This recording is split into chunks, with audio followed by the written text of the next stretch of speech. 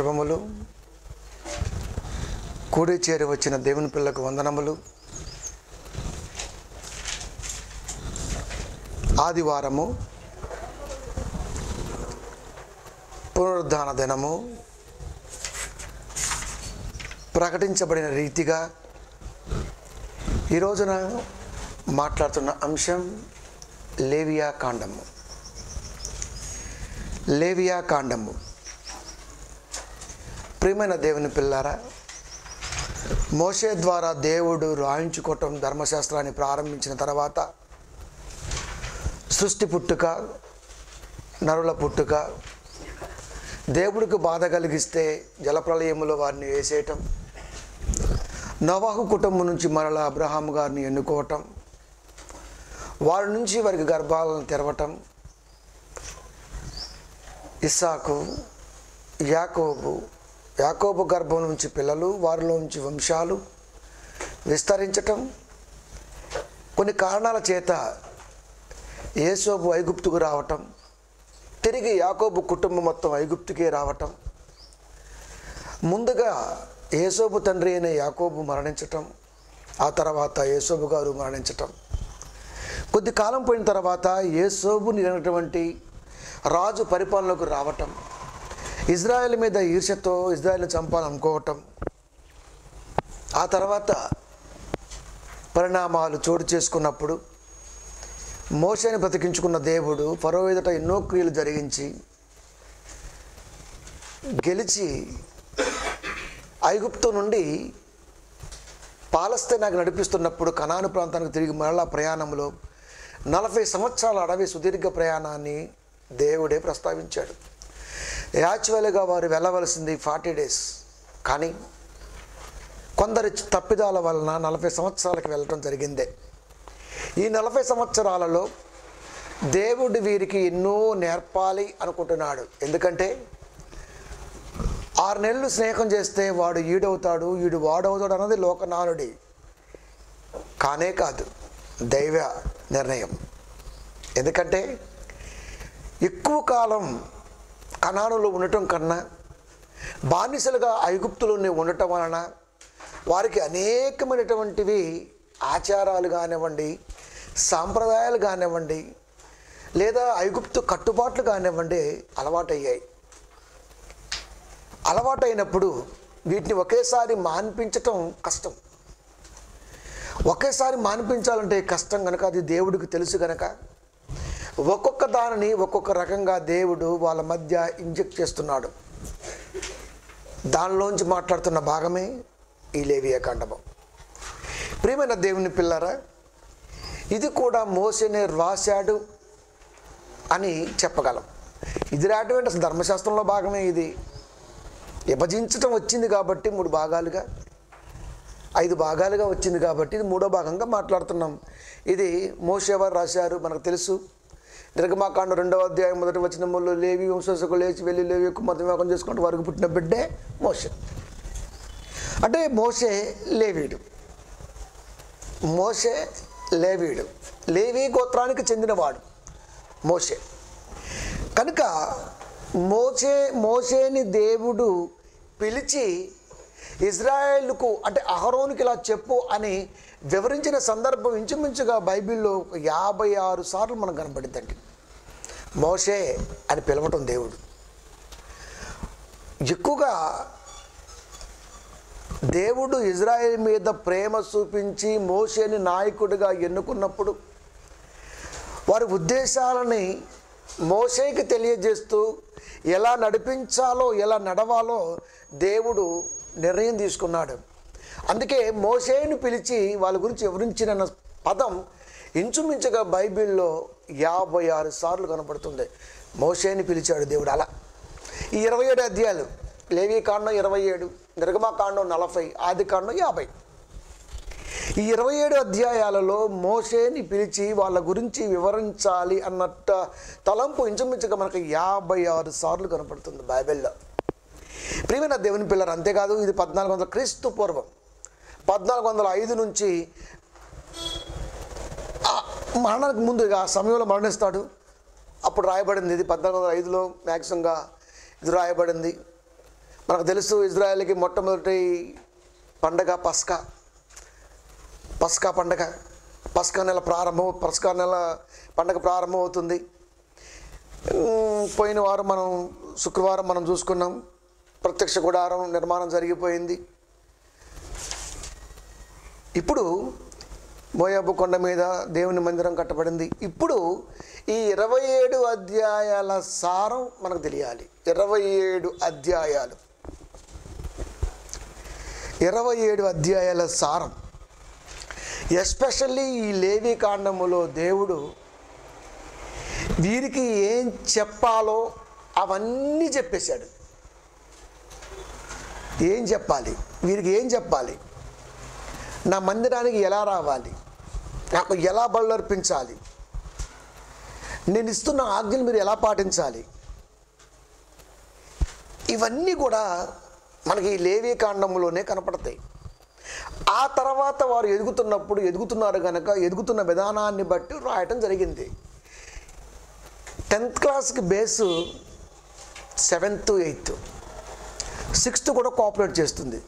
6th 7th 8th జాగ్రత్తగా handle చేయగలిగితే 10th అన్నది ఆటోమేటిక్గా పాస్ అవుతుంది.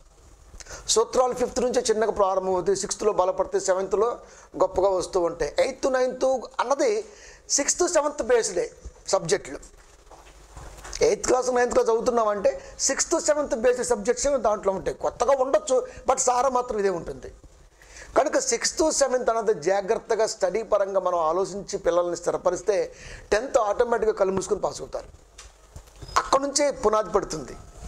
బేస్డ్ అంటే స్టడీలో కూడా ఏది బేసో ఏదో మనకి ఆధారం ఏంటన్నది తెలియాలి.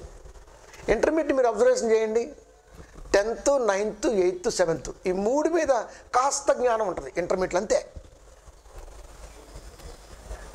అంటే చదువుకుంటున్న వారికి కూడా ఈ నాలెడ్జ్ ఇంపార్టెంట్. కనుక బైబిల్ చదువుతున్న మనకు కూడా ఈ నాలెడ్జ్ చాలా ఇంపార్టెంట్. ఈ పంచకాండాల్లో లేవి కాండములో వాళ్ళు నిజంగా పాటించి ఉన్నట్లయితే చాలా బాగుండేది. అంటే దేవుడు చెప్పటం ప్రారంభించాడు. ఎలా వీరిని ఎలా పర్లేదు, వీరిని ఇలా మీరెవరు మాట్లాడకూడదు, వీరిని ఎలా హ్యాండిల్ చేయాలి అన్నది దేవుడు ఈ లేవి కాండములో స్పష్టంగా రాయడం జరిగింది. దీన్ని నేను కొన్ని భాగాలుగా విడమర్చాను, ఎందుకంటే ఫాస్ట్గా అర్థం అవ్వాలి కాబట్టి. మొదటి భాగంలో ఏం కనబడుతుందయ్యా అంటే మనకి వాళ్ళు అప్రత్యక్ష గుడారానికి తెచ్చే బలులు కనపడతవి, అర్పణలు కనపడతవి. బలితో పాటు అర్పణ కూడా తెస్తాం కదండి, అర్పణ తెస్తాం. తర్వాత అహరోని అతని కుమారులను చెప్పాను శుక్రవారం, మోషేని యాజకులుగా ప్రతిష్ఠించాడు, మోషేని మళ్ళీ అభిషేకించాడు. రెండో భాగం. మూడో భాగం వచ్చేసి నువ్వు ఏం తినొచ్చు ఏం తినకూడదు, అంటే తినొచ్చు తినకూడదు అనేది కూడా దేవుడు చెప్పాలా? అంటే మనిషికి ఏం తినాలో ఏం తినకూడదో కూడా తెలియదా? ఇది తినాలి, తినొచ్చు, ఇది తినొచ్చు అంటే దేవుడు చెబితే తప్ప మనం దేవుడే చెప్పాలి, మనకు తెలియదు. నాలుగోది ప్రాయశ్చిత్త దినం. 5 ఆరాధనలో మెలకువలు కానీ, ఆరాధనలో పాటిస్తున్నటువంటి పరిశుద్ధ విధానం కానివ్వండి, దేవుడు ఇచ్చినటువంటి ఆజ్ఞలతో ఆరాధన జరిపే క్రమం కానివ్వండి, ఇవి ఆరాధనలో భాగాలుగా కనపడతాయి. ఇవి ఇజ్రాయెల్ కొరకు దేవుడు, ఎందుకంటే వాళ్ళు బానిసత్వం నుంచి బయటకు వచ్చారు కనుక ఇజ్రాయెల్ కొరకు దేవుడు చాలా జాగ్రత్తగా రాయించేటువంటి కాండం ఈ లేవియా కాండం. అంటే లేవీలు అంటే యాజకులు ఇజ్రాయెల్ కొరకు ఏం చేయాలి, వాళ్ళు ఏం చేస్తే వీళ్ళు దానికి విరుగుడు చేయాలి. ఇప్పుడు గన్నేరుగాయలు తిన్నాం అనుకోండి, చిన్నప్పుడు ఒక 30 years బ్యాక్ చింతపండు బాగా తాగించేవాళ్ళు, చెమ్ములు పిసికేసి తాపిస్తే పులుపు అన్నది లోపలికి వెళ్ళి దానికి విరుగుడుగా బయటకు వచ్చేది. ఇప్పుడు ఏదైనా తాగామనుకోండి గ్లూకోజ్ ఎక్కిస్తూ ఉంటారు, అంటే వాటర్ ఎక్కువగా వెళ్ళటం వల్ల కక్కు వచ్చేది. ఆటోమేటిక్గా మీరు చూడండి, నీళ్ళు ఎక్కువ తాగండి కక్కు వచ్చేద్దాం. అంటే వీడు మందు తాగితే హాస్పిటల్లో వాడు గ్లూకోజ్ ఎక్కించి బిల్లు వేస్తాడు, అదే మళ్ళాంటి అయితే బిందులు తాగుతాడు నీళ్ళు. ట్రీట్మెంట్ ఫస్ట్ ఎయిడ్ ఎక్కడే ఉంది, కానీ దీన్ని పాటించాం మనం, హడావుడి చేస్తుంటాం. అంతే. వాళ్ళు ఏం చేస్తారు సార్, నోట్లో పోతే వాళ్ళు ఎక్కదు కాబట్టి మంచం మీద పడేసి ఒక ఇంజక్షన్ చేస్తే అలా వెళ్ళిపోతాడు, సెలవులో ఎక్కిస్తూ ఉంటారు. ఇంక అంతే, అవి లోపలికి వెళ్ళిపోయి లోపల దాన్ని దీనికి తిప్పి తిప్పి తిప్పి తిప్పి వామిటింగ్ బోలెడు రకాలు కనబడుతుంటాయి మనకి. అంటే నీళ్ళు ఎక్కువ తాగటానా వామిటింగ్ అవుతుంది, ఇరుగుడు. కనుక ఇజ్రాయెల్ ఏదైనా చేస్తే దానికి ఇరుగుడేంటి, ఇరుగుడేంటి? అది ఎవరు చేయాలి అంటే వీళ్ళు చేయాలి. ఎందుకంటే 6 లక్షల కాల్బలాన్ని మెయింటెనెన్స్ చేయటం అంటే ఒక్క లేవీ గోత్రానికి సాధ్యపడదు. 6 లక్షలు ఎక్కడ, 10లో వీళ్ళు ఎక్కడ? కనుక ఇరుగుడు. వినకపోతే వినట్లేదు కాబట్టి చంపడం జరిగింది. లేవీలు మాట వినలేదు కనుకనే దేవుడు రంగంలో దిగేసేసాడు. వాళ్ళ మాట వినుంటే వాళ్ళకి సాగు వచ్చేది కాదు. తాపకరమైన పాములతో ఎందుకు విశ్రాంతి దినాన్ని చంపేశాడు? వాళ్ళ మాట వినలేదు. విశ్రాంతి దినాన పాటించవలసినవి కొన్ని ఉన్నాయి. అది చేయొచ్చా చేయకూడదా అంటే దేవుడు చెప్పాడు కాబట్టి చేయాలి, యేసుక్రీస్తు వారు చెప్పారు కాబట్టి చేయకూడదు. అప్పటి కాలానికి ఖచ్చితంగా అవసరం. ఇంకా క్రీస్తు ఇంకా రాలేదు, క్రీస్తు గురించి ప్రస్తావన ఇంకా మనకి ఇక్కడ కనబడట్లేదు. కనబడట్లేదు అంటే దేవుని వాక్కు ప్రత్యక్షమై అనంటే అది యేసుక్రీస్తు వారే. అది కాస్త కోస్త బైబిల్ మీద పరిజ్ఞానం వాళ్ళకి అర్థమవుతుంది. ప్రవచనాల అంటే ప్రవక్తల గ్రంథాలలో యేసుక్రీస్తున్నటువంటి పూర్తి ప్రవచన మాట బయటకు వచ్చినప్పుడు మాత్రమే మనకు అర్థమవుద్ది. బైబిల్ మీద పట్టున్నోడికి దేవుడు యేసుక్రీస్తు వారి పేరుతోనే ఇదంతా రాయబడిన సంగతి తెలిసిపోతుంటుంది. సరే, ఏది ఏమైనప్పటికీ వాళ్ళు ఏదైనా చేస్తే ఇరుగుడు. ఇవన్నీ కూడా ఈ లేవీ కాండములో దేవుడు పొందుపరిచాడు. వీటిని ఇప్పుడు మనం జాగ్రత్తగా ఆలోచించి ముందుకెళ్దాం. మొదటిది ఆలోచిద్దాం. బలులు అర్పిస్తున్నారు, అర్పణలు సమర్పిస్తున్నారు. వీటిలో ఈ బలులు వీటిలో నియమాలు ఉన్నాయి కదండి. నియమం అంటే ఎగ్జాక్ట్లీ ఫాలో అవ్వాలి. ఫాలో అవ్వకపోతే అంతే. 10th క్లాస్ ఎగ్జామ్కి 15 గంటలు లేడిపోయినా సరే కాళ్ళు ఇల్లు పట్టుకుని లోపల రానిస్తారేమో కానీ అంతే. కొన్ని ఉంటాయి ఎంసెట్లు, నీట్లు, ఇలాంటి వాటిలోకి నువ్వు ముందు 2 నిమిషాలు ముందు ఉండాలా. ఒక్క సెకండ్ లేట్ అయినా ఆ సంవత్సరం బ్రతుకు కొలాప్స్. ఎందుకు? అంతే. Rule is rule. కనుక ప్రియమైన దేవుని పిల్లరా, ఇప్పుడు నియమాలు వాటిలోకి వెళ్ళగలిగితే లేవీకాండము 1వ అధ్యాయము 1-2 వచనాలు. యెహోవా మోషేను పిలిచి ప్రత్యక్షపు గుడారములో నుండి అతనికి ఇలాగు సెలవిచ్చెను. చెప్పాను మీకు, ఐగుప్తు నుంచి బయటకు వస్తున్నప్పుడు వాళ్ళని దోసుకుని వచ్చేసారు వీళ్ళు. ఆ దోపుడు సొమ్ముతోనే నిర్మాణం జరిగింది. ఆ నిర్మాణములోనే సంజ్ఞలు. మేఘం పైకి లేస్తే ప్రయాణం, మేఘం ఆగితే నైట్ పూట అగ్నితో కాపాడుకుంటూ వస్తున్నాడు. ప్రత్యక్ష గుడారములో నుండే ఆజ్ఞలు దేవుడు జారీ చేస్తున్నాడు. ఎవరో ఈయన. అంటే ఇది ఒక చోట నుంచి ఒక చోటకు తీసుకెళ్ళొచ్చా అంటే తీసుకెళ్ళేంత ఈజీగా ఉంటుంది. అది యాజకులే తీసుకెళ్ళాలి. కనుక ప్రియమైన దేవుని పిల్లరా, ప్రత్యక్ష గుడారములో నుండి అతనికి ఇలాగు సెలవిచ్చెను. నీవు ఇజ్రాయేలీలతో ఇట్లనుము. మోషేకు చెబుతున్నాడు, నువ్వు ఇజ్రాయేల్తో ఇట్లనుము. మోషేకి ఈ మాట చెప్పాడు అంటే మోషే వెంటనే వెళ్ళి అహరోనుకి ఎక్స్ప్లెయిన్ చేయాలి మళ్ళా. ఎందుకంటే మోషే నోటి మాంద్యము గలవాడు గనక ఆ మాట వినడానికి టైం పడుతుంది. కాబట్టి దేవుడు చెప్పిన ప్రతిదీ మోషే చెబుతున్నప్పుడు అహరోను చాలా ఓపిక కలిగి విన్నాడు. అహరోను ఎంతటి ఓపిక మంతుడంటే మోషే నోట నుంచి వచ్చే ప్రతి మాంద్యపు మాటని చాలా క్షుణ్ణంగా అర్థం చేసుకొని తిరిగి ఇశ్రాయేలు కొరకు ఎక్స్ప్రెషన్ ఇవ్వటంలో అహరోను దిట్ట. అంటే ట్రాన్స్లేటర్. దేవుడి మాట మోషేకి, మోషే నోట మాట అహరోనుకి. అంటే ఎంత జాగ్రత్తగా వినాలండి. దేవుడు చెప్పినప్పుడు చెవులుంటే చాలు, మోషేకి వింటాడు. కానీ విన్నటువంటి మాటని అహరోను విని అంతసేపు మనం వింటామా? టీవీ చూస్తున్నప్పుడు యాడ్ వస్తేనే చికాకు వచ్చేద్ది మనకి. అలాంటిది ఇలా వింటామా? అంటే పేషెన్స్ లేవు. మానవాళికి పేషెన్స్ ఎక్కడ కరువయ్యాయి? మానవాడికి పేషెన్స్ ఉండవా అంటే ఉండు. ఓర్పు, సహనము ఇవి మనిషికి ఉండవండి. మనుషులకు ఉండదు అని చెప్పటం కొరకే అహరోను మధ్యవర్తిగా ఉన్నాడు. లేకపోతే ఎందుకు వస్తాడు అహరోను? మోసే డైరెక్ట్గా చెప్పొచ్చు కదా. అహరోను ఎందుకు వచ్చాడు? వాళ్ళకంత పేషెన్స్ ఉండదు, అలా వినరు. నా ప్రజలు అనుకున్న వారే వినని స్థితిలో ఉన్నారా అంటే వింటారు. అందుకనే నాతో చాలామంది కాపురాలు మాట్లాడుతున్నప్పుడు, మీరేంటండి గంట 40 నిమిషాలు మాట్లాడతారు, ఒక్కొక్కటి 2 గంటల 10 నిమిషాలు కనపడుతుంది, మా సంఘంలో 20 నిమిషాలు దాటిందంటే అయ్యగారు అంటుంటారు. అయ్యగారు వాక్యం చెబుతున్నప్పుడు మొత్తం మూసుకొని కూర్చోవాలా, నోరు రాకూడదు అటు నుంచి. ఎందుకు? వీడు చెబుతున్నప్పుడు వీడు ఏం చెబుతున్నాడో వినవలసిన బాధ్యత సంఘంలో ఉంటుంది.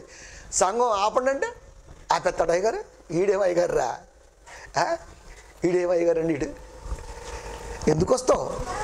దేవుడు జ్ఞాన సంగతులు బోధిస్తున్నప్పుడు వినే పేషెన్స్ నీకు ఉండాలి. పావుగంట తర్వాత అయ్యగారు కానివ్వండి అంతే. అందుకే 2 బల్లెలు పట్టుకోవాలా, వేసి గుద్దితే గోడ దిగుతాను అనమాట బల్లె మీద గుండెలోంచి. ఎందుకు? ఇంకా నోరు తెరవకూడదు. ఇంకోడు ఏడు చంపినా ఒకటే, ఆడ చంపినా ఒకటే, ఎట్ట నరకమే వాడికి. కానీ ఇవన్నీ మార్చాలి.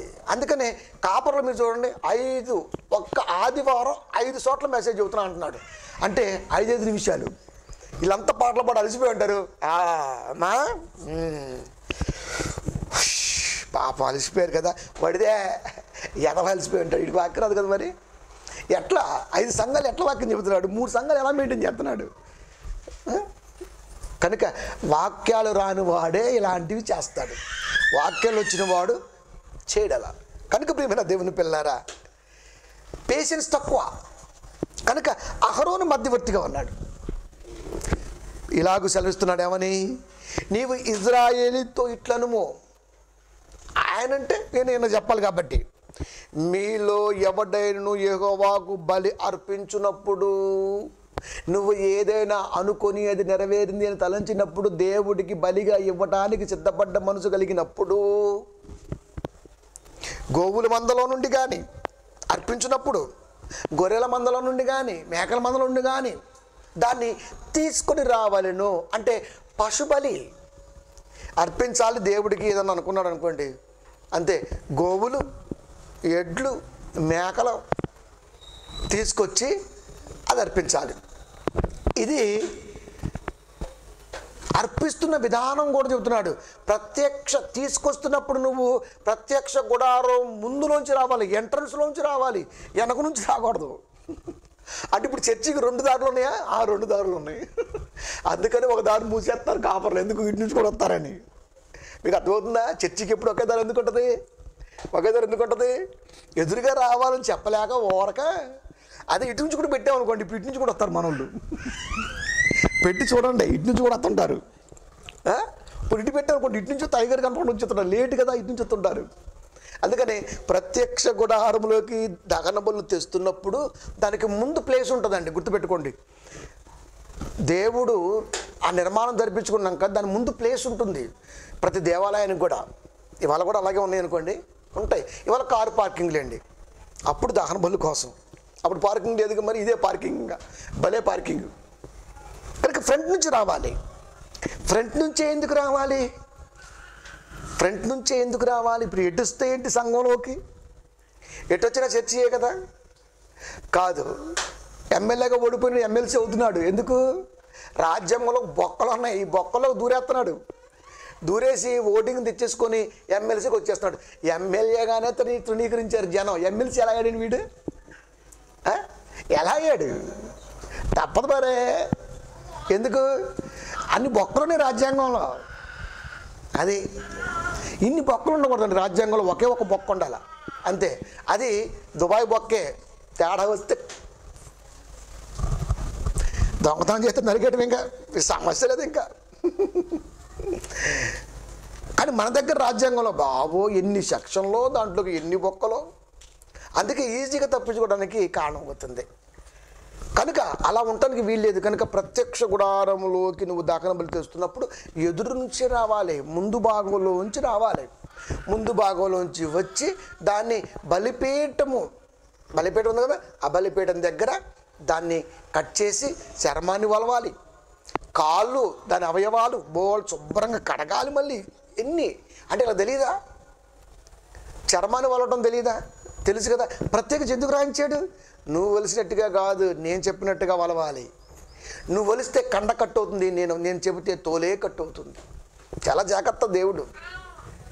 అంత జాగ్రత్తగా కాళ్ళు అవయవాలు శుభ్రంగా నీళ్ళతో కడగాలి. ఇలా పక్షుల్లోంచి తేవచ్చు, పక్షుల్లోంచి కూడా తెచ్చుకోవచ్చు. అట్లా ప్రతి దాంట్లోంచి కూడా దేవుడికి అలా అర్పిస్తూ ఉండాలి. అంతేకాదు, ఇంకా ఇప్పుడు అర్పణ తేవాలి కదా. మరి అర్పణలో గోధుమ పిండితో కానీ లేకపోతే దాంతో కానీ పిండి వంటలు ఏమైనా సంథింగ్. ఇదేమో బలి కోసం, అదేమో అర్పించడం కోసం. ఈ అర్పణలో గోధుమ పిండితో కూడా చేసుకోవచ్చు. పిండి వంటలకు సంథింగ్ ఏదైనా కానివ్వండి, అలా చేసుకొని దేవుడి కొరకు ఆ రెండు తీసుకొచ్చి అలా అర్పించాలి. వీరేం చేయాలి? ఈ అహరోను కుమారుడు ఈ రక్తాన్ని తీసుకెళ్ళి ఈ ప్రత్యక్ష గుడారం దగ్గర ప్రోక్షిస్తూ ఉంటారు. కట్ చేయటం, ఆ రక్తం ఇస్తే వాళ్ళు తీసుకెళ్ళి జల్లుతూ ఉంటారు. ఇది కుటుంబ నిమిత్తం పాప పరిహారార్థం ప్రభు అని ఆ నైవేద్యాలు తీసుకొని ఆ లేవీలు దేవుడికి సమర్పిస్తూ ఉంటారు. ఇది ఎప్పుడూ జరుగుతూ ఉండాలి. నిత్య అర్పణ నిబంధన లేవీల కొరకు. ఇక్కడ ఇవ్వటం ఇవన్నీ ఓకే, కానీ ఎదురుగా రావాలి. ఎదురుగా రావటం వల్ల ఉద్దేశం ఏంటంటే కాపరికి స్కాన్ చేసే గుణం ఉంటుంది. అందరకుండా పోవచ్చు, కానీ దేవుడు ఖచ్చితంగా స్కాన్ చేస్తాడు. అంటే వీడు అడుగు పెడుతున్నప్పుడు టెన్షన్లో వస్తున్నాడా, ఆసక్తితో వస్తున్నాడా, ఏదో పోదానం వస్తున్నాడా, ఏంటి కూర్చున్నాడికి అర్థమైపోద్ది. పాప చెప్పలేండి బయటికి, కానీ అర్థం కాదంటవా? ఎంతమంది వస్తుంటారు రోజుకి, అర్థం కాదంటవా? ఏమండి, 66 పుస్తకాల్లో దైవజ్ఞానాన్ని అణువణువున పెట్టుకున్నప్పుడు రెప్ప కంటి మీద నుంచి రాలిందని కూడా క్యాల్కులేట్ చేస్తాం. అంత కెపాసిటీ ఉంటుంది. అందుకనే వాక్యంలో విసురుతూ ఉంటాను. ఎందుకు? సరిదిద్దబడాలి. రెప్ప కంటి మీద రాలే వెంట్రుక కూడా సాక్ష్యం చెప్తున్నప్పుడు దాన్ని సరిదిద్దవలసిన బాధ్యత ఒక యాజకుడిగా ఉంటుంది. అందుకని అవకాశం దొరికినప్పుడల్లా దించుతూ ఉంటాం. అంతే మరి, లేకపోతే అక్కడ దించుతాడు. ఎక్కడ దిగితే బాగుంటుంది, అక్కడ దిగింది అనుకో నరకమే. ఇంకా ఇది వాక్యాన్ని సమాజంలోకి తీసుకెళ్ళవలసిన పద్ధతి, విధానం. అంటే ప్రత్యక్ష గుడారంలోకి ఆ ఎంట్రన్స్లోకి అడుగు పెడుతున్నప్పుడు ఖచ్చితంగా ఒక స్కాన్ అవుతాం అన్న ఒక భయం వాళ్ళకి తెలియాలి. తెస్తున్నది తొలిసూరి బిడ్డలోదా, లేకపోతే దానికి ఏమైనా రోగం ఉందా, నొప్పి ఉందా? మనం అయ్యే ఇస్తుంటాం. ఎందుకు? ఫర్ ఎగ్జాంపుల్, మనమంటే క్రైస్తవులండి. ఇంట్లో ఏదైనా పనికిరాంది ఉంటేనే దేవుడికి వచ్చేద్ది. అది కుంటి కోడి, మురిగిన కోడిగుడ్లు, అలసిపోయిన అట్టి పండ్లు, ఇవి దేవుడికి వస్తుంటాయి. ప్రత్యక్షంగా కొన్ని ఎత్తామా అంటే నిగడగలాడే తేమో మాగిపోవాలి దేవుడికి ఇవ్వాలంటే. అవన్నీ చూస్తుంటాడు. ఆయన తింటాడండి, అసలు ఇచ్చిందే లోకాన్ని ఆయన, ఇన్ని తోటలో ఇంత పంట ఇచ్చింది ఆయన. మనసు అదే ప్రారంభంలో చెప్పాడు. కయ్యని వారి విషయంలో, ఏ వేరే వారి విషయంలో జరిగింది అదే. నువ్వు ఏమి ఇచ్చావన్నది ముఖ్యం కాదు, ఎలా ఇచ్చావన్నది ముఖ్యం దేవుడికి. అందుకని స్ట్రైట్గా రా, ఎదురుగా వస్తున్నప్పుడు నీ ఆసక్తి స్కాన్ అవుతుంది. ఆసక్తి స్కాన్ అయినప్పుడు దాంట్లో ప్లస్గా ఉంటే ఆ రోజు దీవెన ఆ రోజు ఉంటుంది. లేకపోతే ఆ రోజున దీవెన తీసుకెళ్ళి పన్నీరులో పోసినట్టే, బుడిదలో పోసినట్టే. ఇంత ఉంటుందా దేవుళ్ళో? ఎంత ఉంటుంది. ఎంత ఎందుకు ఉండాలయ్యా అంటే భూమి మీద దేవుడు పిల్లలు తిరిగి మళ్ళీ తన దగ్గరికి రావాలి. అందుకే ఇప్పుడు ఒక మాట చెప్తూ ఉంటాను, సాధ్యమైతే ఈ మధ్యలో చెప్తానులేండి. ఏమని? అందరూ బాగుండాలి, అందులో నేనుండాలి. ఇది నాది కాదండి, ఈ పదం బైబిల్లోది. మనకు అర్థమవుద్దా? మనకు అర్థం కాదు. కానీ అది చెప్పిందాక మన పదంగా కనబడిద్ది, చెప్పినాక ఇది దేవుడిదా అనిపించింది. దేవుడిది అది, కానీ రివర్స్ అయింది. దేవుడిది రివర్స్ అయింది. అందుకే నాకు కోపం ఎక్కువ. అందరూ బాగుండాలి ఏంట్రా, నేనే బాగుండాలి. అది స్వార్థమా? స్వార్థమే. నువ్వు కూడా అలాగే ఉండు. అలా వన్ అనుకుంటే అందరూ బాగుంటారు. అందరూ బాగుండాలని నేను చెత్త. దేవుడికి విరోధమైన మాట ఇది. సాధ్యమైనంత ఫాస్ట్లో ఇది ఏదో శుక్రవారం చెప్దాం ఏమండి. కనుక ప్రియమైన దేవుని పిల్లరా, దేవుడు అనుకున్న రీతిలో వాళ్ళు అర్పణలు కానీ బలులు కానీ ఇవి తేటం అన్నది ఖచ్చితంగా దైవ నిర్ణయం మీద, ఆయన చెప్పిన దాని ఉద్దేశాన్ని బట్టే ఉండాలి. లేకపోతే కష్టం అవుద్ది. ఈ చర్మం వలవటం దగ్గర నుంచి ఇప్పుడు చెప్పాను కదా, ఇవన్నీ కూడా వీళ్ళు బలిపీఠము చుట్టూ వాళ్ళు తెచ్చిన దాన్ని ప్రోక్షించాలి. అంటే దేవుడికి ప్రోక్షిస్తూ దేవుడికి ప్రార్థన చేస్తున్నారు. ఇది నాయన పనులైనా చూడండి ఆయన దేవుని ప్రార్థిస్తుంది, అయిపోతుంది. లేవికాండము 7వ అధ్యాయము 37, 38 వచనాలు. ఇది దహన బలిని గూర్చి, దహన బలి కాల్చటం గూర్చి, అపరాధ పరిహారార్థపు నైవేద్యమును గూర్చి. ఇప్పుడు నువ్వు గోధుమ పిండి ఇవన్నీ చెప్తున్నావు, అదేమో దహన బలి. అంటే ఇవి దేవుడి దగ్గరికి ఎందుకు తీసుకొస్తున్నావయ్యా అంటే అపరాధానికి పరిహారం, అపరాధ రుసుము అనుకోండి. అది అపరాధ రుసుము, అపరాధ పరిహారార్థపు, అపరాధ మానవుల అపరాధానికి పరిహారం ఈ బలి, ఈ నైవేద్యాలు గూర్చి. పాప పరిహారార్థ బలిని గూర్చి, అపరాధ పరిహారార్థ బలిని గూర్చి, ప్రతిష్టార్పణమును గూర్చి, సమాధాన బలిని గూర్చి చేయబడిన విధి. బలిలో ఎన్ని రకాలు మీరు చూడండి, బలిలో ఎన్ని రకాలు ఉంటాయా? ఇది దహన బలి. అపరాధ పరిహారార్థపు నైవేద్యమును గూర్చి, అపరాధ పరిహారార్థ నైవేద్యం దేవుడికి సమర్పించటం. పాప పరిహారార్థం. మరి అపరాధం ఏంటి, పాపం ఏంటి? మనం కూడా పాడుతుంటాం, అపరాధిని యేసయ్య. ఇప్పుడు అపరాధివా పాపివా? ఎవడవి నువ్వు? అపరాధం ఏంటి, ఏంటి పాపం అంటే ఏంటి? అపరాధం ఏంటి, పాపం ఏంటి? అపరాధ పరిహారార్థ బలి, పాప పరిహారార్థ బలి. పాపానికి ప్రాయశ్చిత్తం, అపరాధానికి ప్రాయశ్చిత్తం. అపరాధ పరిహారార్థ బలిని గూర్చి, ప్రతిష్ఠిత అర్పణ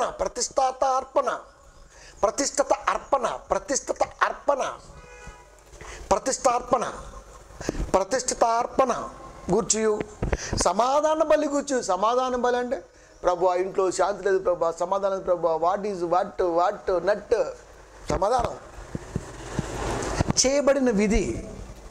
ఇజ్రాయేలీయులు యెహోవాకు అర్పణ తీసుకుని రావాలని సినాయి అరణ్యం మీద ఆయన ఆజ్ఞాపించే దినమున యెహోవా సినాయి కొండ మీద మోషేకు అలాగునని ఆజ్ఞాపించును. ఇది ఏదైతే అహరోను చెబుతున్నాడో ఇది సినాయి పర్వతం మీద దేవుడు మోషేకి చెప్పాడు. అది చెబుతున్నాడు. అంటే ఏం చేయాలి? అపరాధం, పాప పరిహారార్థం, ప్రతిష్ఠితార్పణ, సమాధాన బలి, ఇన్ని రకాల బలులు దేవుడికి అర్పించవలసిన అవసరత ఆనాటి ఇజ్రాయిల్కున్నది. ఇన్ని రకాల బలులు, అర్పణలు దేవుడికి తీసుకురావాలి, నాకు అందించాలి అని సీనాయి పర్వతం మీద యెహోవా మోషేకు ఆజ్ఞాపించినవి. పర్వతం దిగిన తర్వాత అహరోనుకి మోషే ఆజ్ఞ జారీ చేస్తే ఆ ఇజ్రాయేల్ సమాజం ఎదుట అహరోను మాట్లాడుతున్నాడు, మోషే పక్కన ఉన్నాడు, చెబుతున్నాడు ఇలా చేయాలా. మనకేమనిపించింది? స్వతంత్రం లేకుండా పోయింది కదా నాయన, ఏం అర్పించాలో ఆయన చెబుతున్నాడు, ఎలా చేయాలో ఆయన చెప్తున్నాడు. అంటే నా ఇష్టానుసారంగా నేను ఏం తీసుకెళ్ళకూడదా? దేవుడికి నేను ఏమి ఇవ్వకూడదా? నా ఇష్టానుసారంగా ఏమి ఇవ్వకూడగా? అసలు నీ ఇష్టం అంటూ ఎక్కడుంది? నీ ఇష్టం అంటూ ఉంటే నువ్వు ఎప్పుడో రిలీజ్ అయ్యేవాడు ఐగుప్తులోంచి. నీ ఇష్టం నెరవేరలేదు కనుకనే, దేవుడి ఇష్టంలోకి నువ్వు రావాల్సి వచ్చి ఉన్నావు కనుకనే దైవ ఇష్టానుసారంగా ప్రవర్తించవలసిన బాధ్యత బానిసత్వ సంఖ్యలో విముక్తి కలిగిన వాడు చేయవలసినటువంటి పని అది.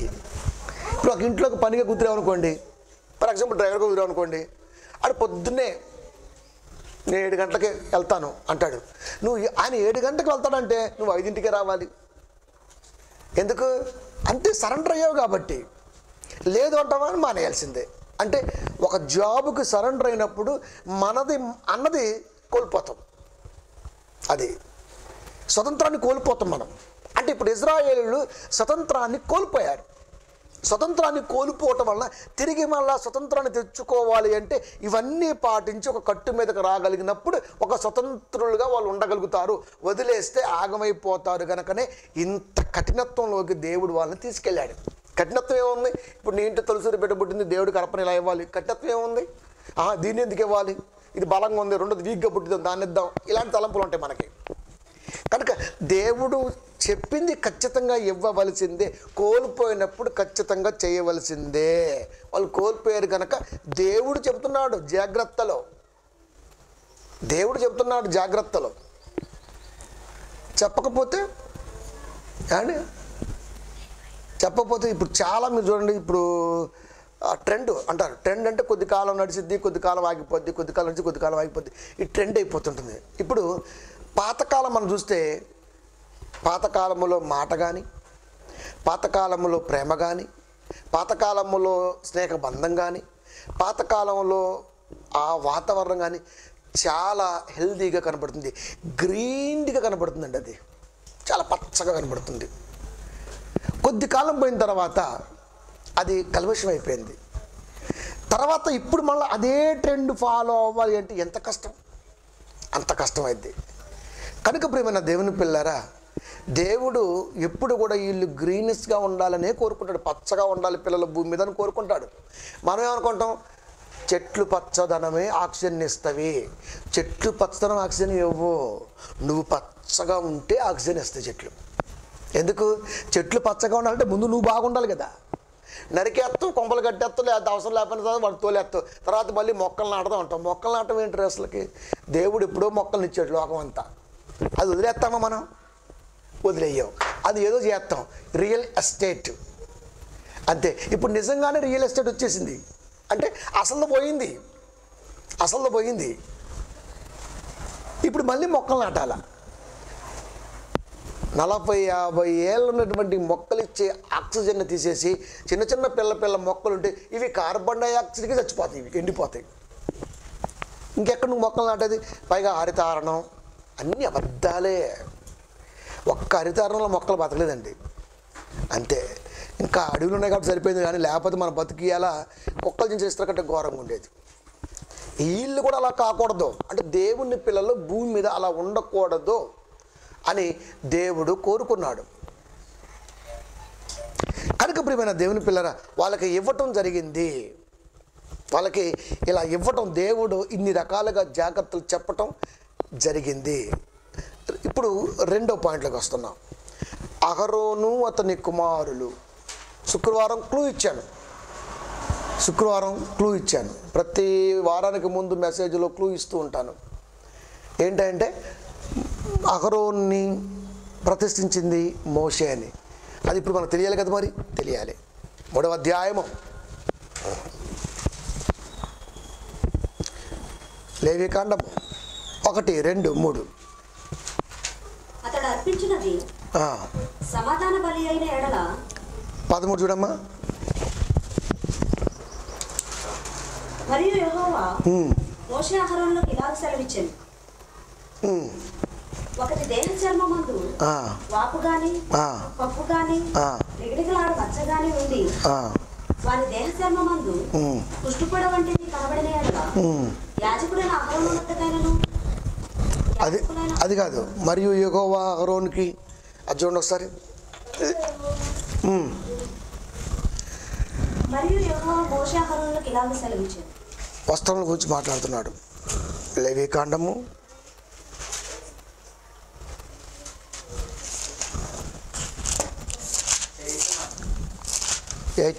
8 అమ్మా. 7 తర్వాత 8 కదా. 8. మరియు యెహోవా నీవు అహరోనును అతని కుమారులను వారి వస్త్రములను అభిషేక తైలమును పాప పరిహారక బలి రూపమైన కోడెను 2 పొట్టేళ్లను కంపెడు పొంగని భక్ష్యములను తీసుకొని ప్రత్యక్ష గుడారం యొక్క ద్వారమునొద్దకు సర్వ సమాజమును సమకూర్చుమనగా. చాలు.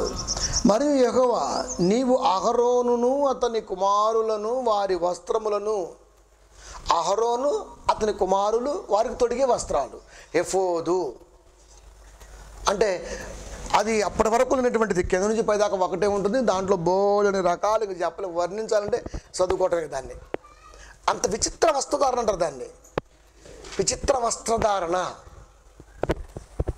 వస్త్రములు, అభిషేక తైలము, పాప పరిహారార్థము అని కోడె, 2 పొటేళ్ళు, గంపెడు పొంగని భక్ష్యములను తీసుకొని ప్రత్యక్ష గుడారం యొక్క ద్వారమునొద్దకు సర్వ సమాజమును కూర్చు. అహరోను వాళ్ళ పిల్లలు, వాళ్ళ కొరకు పాప పరిహారార్థ బలులు, సర్వ సమాజము, ఇవన్నీ తీసుకొని నువ్వు గుడారం, ప్రత్యక్ష గుడారం ఎద్దుకు రా, అక్కడికి రా చెప్పాడు మోషేకి. మోషే అలాగే అహరోనుని, అతని కుమారులని, సర్వ సమాజాన్ని, కొట్టేళ్ళని, కోడల్ని, భక్ష్యాలని, పొంగని భక్ష్యాలని తీసుకొని అందరినీ ఆ ప్రత్యక్ష గుడారం దగ్గరికి చేర్చాడు కదా. విచిత్రం వస్తుందారంతో. ఇప్పుడు 12వ వచనము 13వ వచనం చూద్దాం. అదే లేవీకాండం 8వ అధ్యాయము. మరియు అతడు అభిషేక తైలంలో కొంచెం అహరోను తల మీద పోసి, జనం వచ్చారు కదండి. ఇప్పుడు అభిషేకించాలంటే మనకి ప్రవక్తలు ఒక్కొక్క సందర్భంలో ఎవరూ లేకుండానే వెళ్ళిపోయి గబగబా అభిషేకించి దేవుడిని అభిషేకించాడు, వెళ్ళిపోయి నువ్వు రాజుగా ఉండు అని సందర్భాలు కూడా మనకు కనపడతాయి. కానీ అభిషేకం అనేది సందర్భాన్ని బట్టి చెబుతున్నా, అభిషేకం అనేది సర్వ సమాజం ఎదుట ఉండాలి. అభిషేకం జరుగుతున్నప్పుడు పాప పరిహారార్థ బలిగా వీళ్ళు అర్పణలు అర్పించాలి దేవుడికి. అభిషేకిస్తున్నప్పుడు పాప పరిహారార్థానికి బదులుగా అర్పణ దేవుడికి అర్పించాలి. సర్వ సమాజం ఉండాలి, సమాజనులు ఉండాలి. ఎందుకు? ఒక ప్రత్యేకతమైనటువంటి వాతావరణంలోకి వీడు రాబడుతున్నాడు అని ఒక గుర్తింపు, ఒక ప్రత్యేకమైన వాతావరణం. అంటే అంతకుముందు వాతావరణాన్ని వదిలేసి ఒక ప్రత్యేకమైన వాతావరణంలోకి వస్తున్నాడు, దేవుడికి సమర్పిస్తున్నాడు. ఇదిగో పొంగని భక్ష్యాలు, ఇదిగో వధింపబడుతున్న బలి పశువు దహనంగా సిద్ధంగా ఉంది, ఇదిగో సర్వ సమాజము, అడుగో కాపరి, ఇదిగో వస్త్రము. ఇవి అంటే ఇప్పుడు అప్పటి వరకు లేని వస్త్రము జనం చూస్తున్నారు, అప్పుడున్న వాతావరణం వాళ్ళు చూస్తున్నారు. ఇప్పుడు ప్రత్యక్షతలోకి, పాప పరిహారార్థం వదిలేసి ప్రత్యక్షతలోకి ఒక ప్రత్యేకమైనటువంటి ధర్మంలోకి వస్తున్నప్పుడు కూడా వాళ్ళు ఏం చేస్తున్నారో జనమంతా చూస్తున్నారు. అంటే ఒక రికగ్నైజ్డ్ పర్సన్గా నువ్వు కనబడాలి, ఒక గుర్తింపు కలిగిన వాడిగా నువ్వు కనపడాలి అని ఇన్ని పెట్టాడు. ఎందుకు మోషే ఇది చేయాల్సి వచ్చింది? నిర్గమాకాండములో ఐగుప్తీని చంపినప్పుడు, ఎబ్రీలు కొట్టుకుంటున్నప్పుడు ఇలా కాదురా అని చెప్పినప్పుడు అక్కడే మోషేలో నాయకత్వ లక్షణాలు దేవుడు బలంగా నమ్మాడు. అంటే తీర్పు తీర్చగలడా? తీర్చగలడు. చేయగలడు. అవసరమైతే కొట్టగలడు. సకల విద్యలు ఉన్నాయా? ఉన్నవి. వీడికి కావాల్సింది నా తోడు, అంతే. ఇంకా గుర్తెరుగుతున్నాడు దేవుడు. మోషేని ప్రవక్తను పుట్టిస్తానది అందుకే, కనుక పెంచుకుంటూ వస్తున్నాడు. కనుక అహరోని పిలిచాడు, లేవీడు కాబట్టి వాళ్ళకే ఉన్నది కాబట్టి అర్హత. వాళ్ళ కుమారుని పిలిచాడు, 4 కుమారులు అహరోనికి. వాళ్ళ కొరకు పాప పరిహారార్థ బలి పశువు రెడీగా ఉన్నది, పొంగని భక్ష్యములు సిద్ధంగా ఉన్నవి, ఇశ్రాయేలు జనాంగము సిద్ధంగా ఉన్నది. లేకపోతే వినరు కదా మాట. మరి ఎవరైనా మాకు చెప్పడానికి అంటారు. కనుక తీసుకొచ్చి విచిత్రమైన వస్త్రధారంతో వాళ్ళు నిలబెట్టి అహరోను దగ్గర తీసుకొని కొంచెము తైలము అహరోను పోసాడు, అంటే అభిషేకించాడు. ఇది తైలాభిషేకం. అంటే ఇప్పుడు అహరోను పూర్తి యాజక ధర్మంలోకి వచ్చేసాడు. ఇప్పుడు లేవీలు మొత్తం యాజకులు కాదు, మళ్ళీ లేవీలు ఒక తెగ ఉంటుంది, వాళ్ళు మాత్రం యాజకత్వం చేయాలి. మళ్ళా లేవీలు అనగా యాజకులు, గుర్తుపెట్టుకోండి. లేవీలు అనగా యాజకులు. యాజకత్వంలోకి నువ్వు రావాలంటే, యాజక ధర్మంలో నువ్వు ఉండాలంటే దేవుడు మళ్ళీ చూడాలి కనుకనే వాళ్ళు మళ్ళీ ఒక తెగను పెడతాడు. లేవీల్లోని ఒక పార్ట్ వాళ్ళు రావాలి. కనుక లేవీలు టోటల్గా యాజక ధర్మానికి అర్హులే. కనుక ప్రియమైన దేవుని పిల్లలు అందరూ చూస్తున్నారు. అలాగే తీసుకొచ్చాడు, నిలబెట్టాడు, వెళ్ళిపోయి అభిషేక తైలమును కొంచెము అహరోను తల మీద పోశాడు, అర్పించాడు. అంటే ఇప్పుడు అహరోను ఏమైపోయాడు? యాజకుడు అయిపోయాడు. అహరోను నడిపిస్తున్నాడు కదా, మరి యాజకుడు అయిపోయాడు. అంటే టోటల్గా వచ్చేసింది అక్కడికి. టోటల్గా రావాలంటే మోషే పక్కన ఎన్ని సంవత్సరాలు ఉన్నట్టు మీరు ఆలోచించండి. మోషేతో నడిపించిన దగ్గర నుండి అడవిలో ఎన్ని పరిణామాలు జరుగుతున్నాయో అంతవరకు కూడా ప్రయాణం చేస్తూనే ఉన్నాడు. మోషే చెబుతున్నాడు, అహరోను వివరిస్తున్నాడు. ఇప్పుడు పరిపూర్ణమైనటువంటి సేవకుడిగా, యాజకుడిగా అభిషేకించాడు ఈ మోషే సేవకుడు. అందుకనే మోషే మనం చెప్పుకున్నటువంటి మొదటి సంవత్సరంలో మోషేని ఏమని వర్ణించా నేను? పండితుడు. కనుక ప్రియమైన దేవుని పిల్లరా అభిషేకించాడు. అప్పుడు అతడు అహరోను కుమారులను దగ్గరకు తీసుకొని వచ్చి వారికి చొక్కాయలు తొడిగేశాడు. వారికి దట్టీలను కట్టి, వారికి కుల్లాయిలు పెట్టి, కుల్లాయిలు ఎవరికి పెడతాం మనం? పసిపిల్ల పెడతాం. ఎందుకంటే మూతి ఒక్కటే కనబడుద్ది, మొత్తం మంకీ క్యాప్ అంటాం. కుళాయి అంటే మంకీ క్యాప్. ఇప్పుడు వాళ్ళకెందుకు మంకీ క్యాప్? దేవుడు చెప్పినప్పుడు చేయాలి అంతే. ఇంక నువ్వు అది మనం ఏం చేస్తాం? చెప్పాడు అంతే. కుల్లాయి అంటే మంకీ క్యాప్ ఇంగ్లీష్లో. దట్టి అంటే ఇంకో ఇట్లుంటుంది బెల్ట్, దట్టీలు నడుంకి. ఇట్లా ఒక విచిత్రమైన వస్త్రధారణ, దాంట్లో అది ఎఫోదు, దాంట్లో బోళ్ళని రకాల డిజైన్లు, కులాయి బోళ్ళని పెట్టారు. ఇప్పుడు ఎలా ఉంటాడు చెప్పండి? ఒక ప్రత్యేకమైన క్యాండిడేట్గా కనపడతాడు. అంటే వస్త్రధారణ చూడగానే యాజకులు అని అర్థమైపోవాలి. వస్త్రధారణ చూడగానే యాజకులు అని అర్థమైపోవాలి. ఇది పాత నిబంధన గురించి మాత్రమే మాట్లాడుతున్నా, క్రొత్త నిబంధనలోకి మళ్ళీ రావట్లేదు. మళ్ళీ మన తలంపుల్లోకి కొత్త నిబంధనలు డ్రెస్సును బట్టి కాదు కానీ తలంపు రాకూడదు. ఎందుకంటే ఇది నేర్చుకుంటూ వస్తున్నాం కనుక చెబుతున్నా. చూడగానే కనపడిపోలా ఈయన అయ్యగారు అని. అహరోను కుమారులు నలుగురు.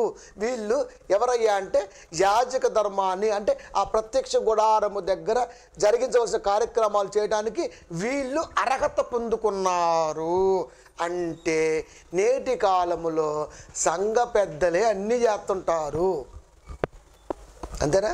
వాళ్ళు చేస్తుంటారా? అలా చేస్తుంటారా? కనుక ప్రియమైన దేవుని పిల్లరా, వీళ్ళు ప్రత్యక్షత. ఇప్పుడు ఎవరిని వచ్చారనుకోండి, బలి అర్పించారనుకోండి, ఇప్పుడు దాకా మోసం చేశాడు, ఇప్పుడు వీళ్ళు చేయడానికి అవకాశం వచ్చింది. అంటే ఒక అథారిటీ అన్నది దేవుడు వాళ్ళకి కల్పించాడు చాలా కాలానికి. ఇకపోతే సారు వారికి నలుగురు కుమారులు. ఒక ఆయన పేరు నాదాబు, రెండవ పేరు అబీహూలు, మూడవ వాడి పేరు ఎలియాజరు, నాలుగవ వాడి పేరు ఈతమాను. అహరోను కుమారులు. వీళ్ళు యాజకులే, మళ్ళా యాజకులే, పంతులే. పండితుడు అంటే పంతులు అర్థం అండి. అది ఇప్పుడు ఉన్నాడు ఆ పంతులు కాడే, ఆ పంతులు అనుకోండి, అట్ట పంతులు. పండితుడు అంటే పంతులు. కనుక వీళ్ళు ఏం చేయాలి తెలుసా? ఎవరైనా బలి తీసుకొస్తే దాన్ని వధించేసి ఆ ప్రత్యక్ష గుడారం చుట్టూ ప్రోక్షించేసేసి వాళ్ళకి దీవెనలు ఇచ్చి నైవేద్యం తీసుకొని, ఎప్పుడూ కూడా ఈ దైవ మందిరములో ప్రతిష్టాతార్పణ బలులు అర్పించటములో, సమాధాన బలు అర్పించటములో, అపరాధ బలి అర్పించటములో, పాప పరిహారార్థ బలి అర్పించటములో జనం వచ్చినప్పుడు వాళ్ళ దగ్గర తీసుకొని వధించి కాల్చి చేయవలసినవి చెప్పి, ఇలా ఉండండి అమ్మ దేవుని నిర్ణయం ఇదని చెప్పి పంపడానికి ఈ నలుగురిని ఏర్పరుచుకున్నాడు. ప్లస్ అహరోను ఒకడు ఇన్క్లూడింగ్గా. ఇది ఇలా బాధ్యత. ఎవరిది? వీరిది. వీరి బాధ్యత, లేవీల బాధ్యత అది. మరి ఈ బాధ్యతని పరిపూర్ణంగా నిర్వర్తించవలసిన బాధ్యత ఎవరి మీద ఉంది? బాధ్యత తీసుకున్న వాడి మీద ఉంది. అందుకనే డిసెంబర్ 31న మీలో ఎవడు ఈ సంవత్సరానికి ఏ బాధ్యత తీసుకోవాలా? ధైర్యం చాలేదేమో మీకు. అందరూ ఏం చెప్పారంటే వరస్ట్గా చెప్పారు. ఒక్కళ్ళలో కూడా క్లారిటీ లేదు, పైగా కన్ఫ్యూజన్ ఎక్కువ ఉంది. నేను దేవుడి కొరకు ఈ సంవత్సరం చేస్తున్నాను మీలో ఎవరైనా ఒకళ్ళు చెప్పారా? ఒక్కలైనా? ఈ సాక్ష్యాలు అంటారా? అందుకే చెప్తున్నా, కొత్త నీరు రావాల్సిందే దేవుని మనసులోకి. కొత్త నీరు వస్తుంది, త్వరలో వస్తుంది. కొత్త నీరు వస్తేనే మీకు అందరికి అర్థమవుద్ది దేవుడు బాధ ఏంటో. మీలో ఎవడో బాధను పంచుకునేవాడు లేడు, ఉండడు. కొత్త వాళ్ళు రావాల్సిందే. ఏం చెప్పారు సాక్ష్యాలు? మీరు ఆలోచించాలి. ఒక్కళ్ళైనా ఒక నిర్ణయం కోసం కట్టుబడి తీసుకున్నారా? సోది చెప్పారు ఎంత పొడి శాట. నాకు చెబుతున్నారా? మీరు దేవుడికి చెప్పుకుంటున్నారా? నేను ఆఫ్టర్ ఆల్, నాకు చెప్తే ఎంత గొట్టం, నాకు చెప్పకపోతే ఎంత. నిర్ణయం, ఒక నిర్ణయం. నేను తీసుకున్న నిర్ణయం చెప్పనా? దోడ తీరిపోవాలంతే. దోడ తీరిపోవాలి. దోల కాదు, దోడే తీరిపోవాలి. ఎందుకంత బలంగా ఉంటుంది చెప్పండి? ఎందుకంటే బైబిల్ అన్నది నాలో రక్తం కంటే ఫాస్ట్గా ప్రవహించింది కాబట్టి నేను ఒకటి డేరింగ్గా మాట్లాడతాను సార్ దేవుడి దగ్గర. ఒక నిర్ణయం అంతే. అది ఎందుకు రాలా? ఎవరి సాక్ష్యాలు కూడా -25°C ఉన్నాయి. అంటే గడ్డగట్టిపోయినాయి, ఓపెన్ అవ్వాల.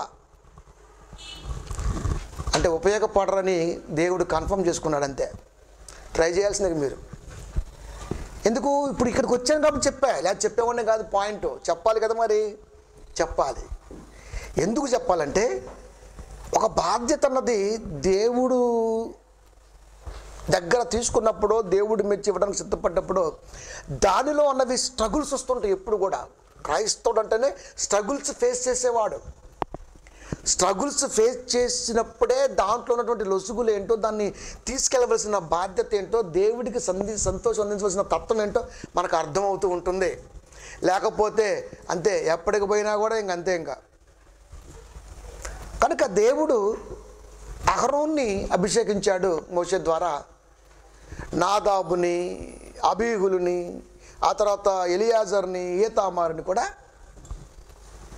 అభిషేకింపజేశాడు. ఇప్పుడు వీళ్ళు ఎవరయ్యా అంటే ఇజ్రాయేలీల పాప పరిహారార్థ బలి నిమిత్తం తెచ్చే బలులు అర్పణ తీసుకోవటం మొదలుకొని వాళ్ళకి భరోసా ఇవ్వటంలో ముందుకెళ్తున్నటువంటి వారు వీరు. అంతే కదండి. మరి దేవుడు చెప్పినట్టుగానే చేయాలండి. అలా చేయకుండా జస్ట్ ఏదైతే ఏంటి అనుకున్నారో ఏమో తెలియదు, కానీ ఏమరపడుతారో అనుకున్నా తెలియదు, కానీ మొత్తానికైతే ఇద్దరు తప్పులో కాలేశారు. తప్పులో కాలేయాలన్నా తప్పు అంటే ఏంటో తెలిసి ఉండాలి. ఇది యాజకుడి లక్షణం. 66 పుస్తకాలు దేవుడు ఏం క్యాల్కులేట్ చేస్తాడు, క్యాల్కులేట్ చేస్తే దేన్ని మైనస్ చేస్తాడు, దేన్ని ప్లస్ చేస్తాడు, ఇవన్నీ ఏంటి, ఏ ఉద్దేశం అన్నది ఈ 1300 గ్రాముల మెదడులో నీకు ఉంటేనే తప్ప దేవుడి మనసును గెలవలేవు. అందుకే ఎప్పుడూ చెప్పవలసిన అంశం ఇప్పటికీ చెప్పట్లేదంటే ఎందుకు తెలుసా? వశీకరణ. అది కావాలంటే ఇన్ని విషయాల్లో మీరు ఎదిగి రావాలి, ఎదిగి వస్తేనే దాన్ని చెప్పగలను, లేకపోతే చెప్పలేం. నిజం ప్రియమైన దేవుని పిల్లారా. అంటే నీకు ప్రతిదీ 66 పుస్తకాల్లో దేవుడు ఆదికాండంలో నిర్ణయం, నిర్గమకాండంలో నిర్ణయం, లేవికాండంలో నిర్ణయం, సంఖ్యలో అంటే దేవుడు తీసుకుంటున్న స్టెప్స్ నీకు ఎలా, నీ దగ్గరకు వస్తే ఎలా ఉంటుందన్నది నీకు ఒక క్యాల్కులేట్లోకి రావాలి. అప్పుడు మాత్రమే అర్థమవుతుంది. అందుకని ఇంత క్షుణ్ణంగా బైబిల్ని వివరిస్తాను.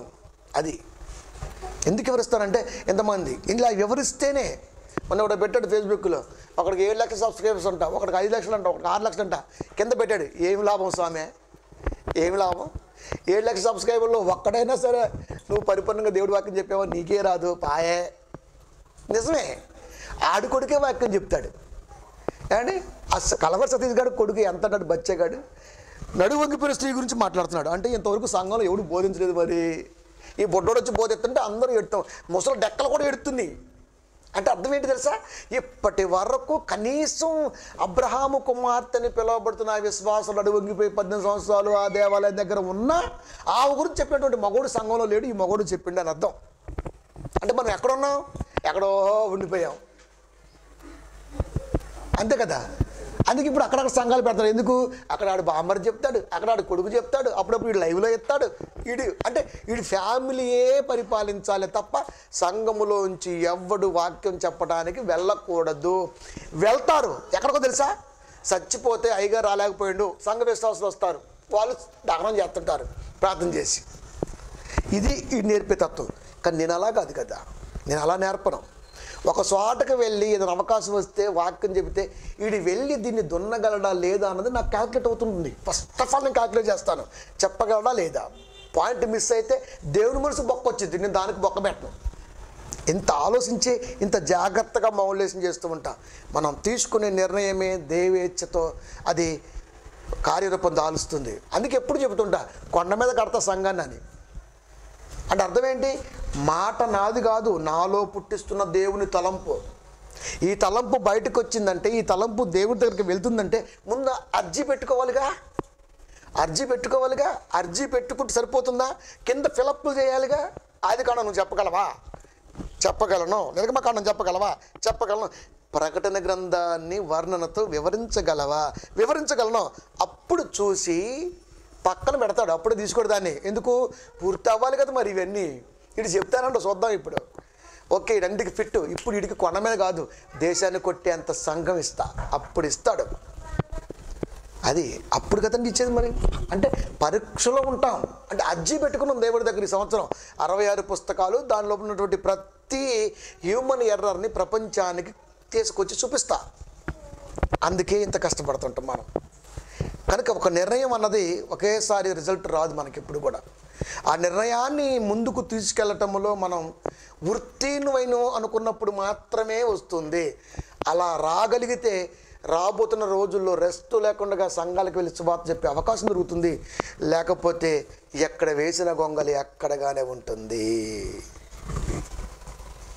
కనుక ఎప్పుడైతే అహరోను బట్టి కుమారులను అభిషేకించడం జరిగిందో అంతే. వీళ్ళకి దాంట్లో మనం అర్థం కాలేదో ఏమో తెలియదు, కానీ దేవుడు ఎంత క్షుణ్ణంగా చెప్పినా కాపరికి అర్థం కాకపోతే ఇక మనం ఏం చేస్తామండి?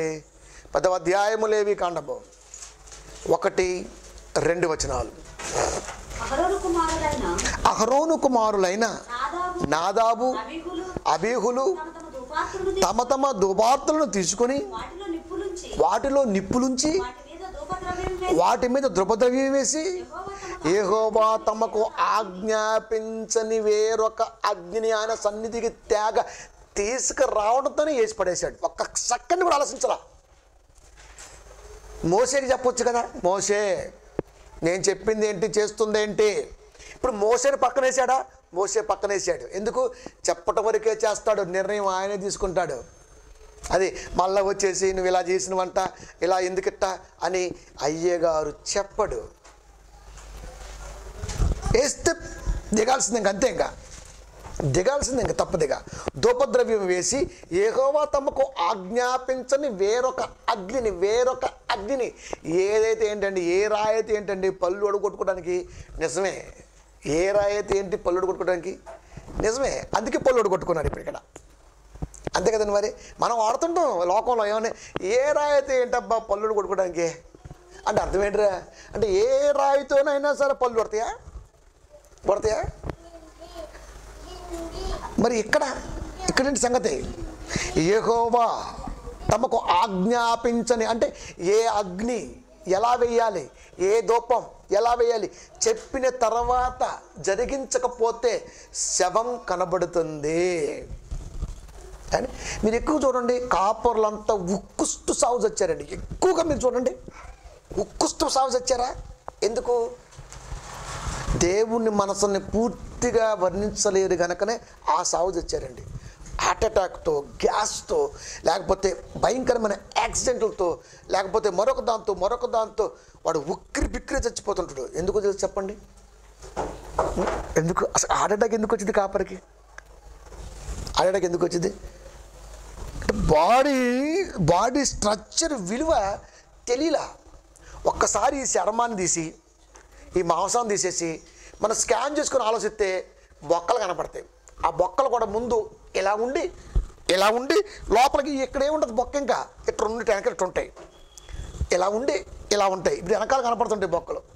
ఈ చేతి కూడా 4 రకాల 5 రకాల సన్నగా ఎంత ఉంటుంది ఎముక, అంతే. ఇది కండనుకుంటున్న లోపల ఎంతే ఉంటుంది, అసహ్యంగా ఉంటుంది. ముఖం మీద మొత్తం తీసేసి అనుకోండి, బొగ్గలు మొత్తం తిత్తే లోపల మొత్తం ఏముంటుంది తెలుసా? మొత్తం స్కెల్టన్ ఏమీ కనపడదు. ఇలాంటి పట్టుత్వమైనటువంటి ఎముకల మధ్య మాంసాన్ని, రక్తాన్ని, మెదడుని, కావలసిన జ్ఞానాన్ని పెట్టి అందమైన ఆకారాన్ని ఇస్తే ఈ రోజున మనిషి దేవుడి కొరకు ఏమీ ఆలోచించకపోతే అవే పనిచేస్తున్నాయి. ఈ రోజున లోపల అవే పనిచేస్తుంటాయి. మరి ఎక్కడి నుంచో రాదు ఏది కూడా. ఎందుకు వచ్చి చెప్పండి? బ్రెయిన్ స్ట్రోక్ ఎందుకు వచ్చింది వాడికి? వాడు మైండ్ పని చేయాలి. అందుకే దెబ్బ కొడదాం, బ్రెయిన్ మీద కొడదాం, కొట్టంతే.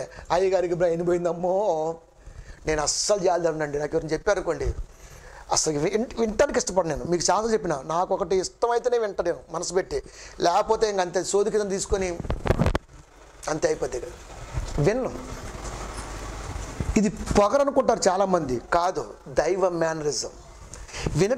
అవసరం లేదు, వినవలసిన అవసరం లేదు. వినటం అన్నది జరిగితే ఇది ఖచ్చితంగా చిన్న మెదడుకు వెళ్ళాలి.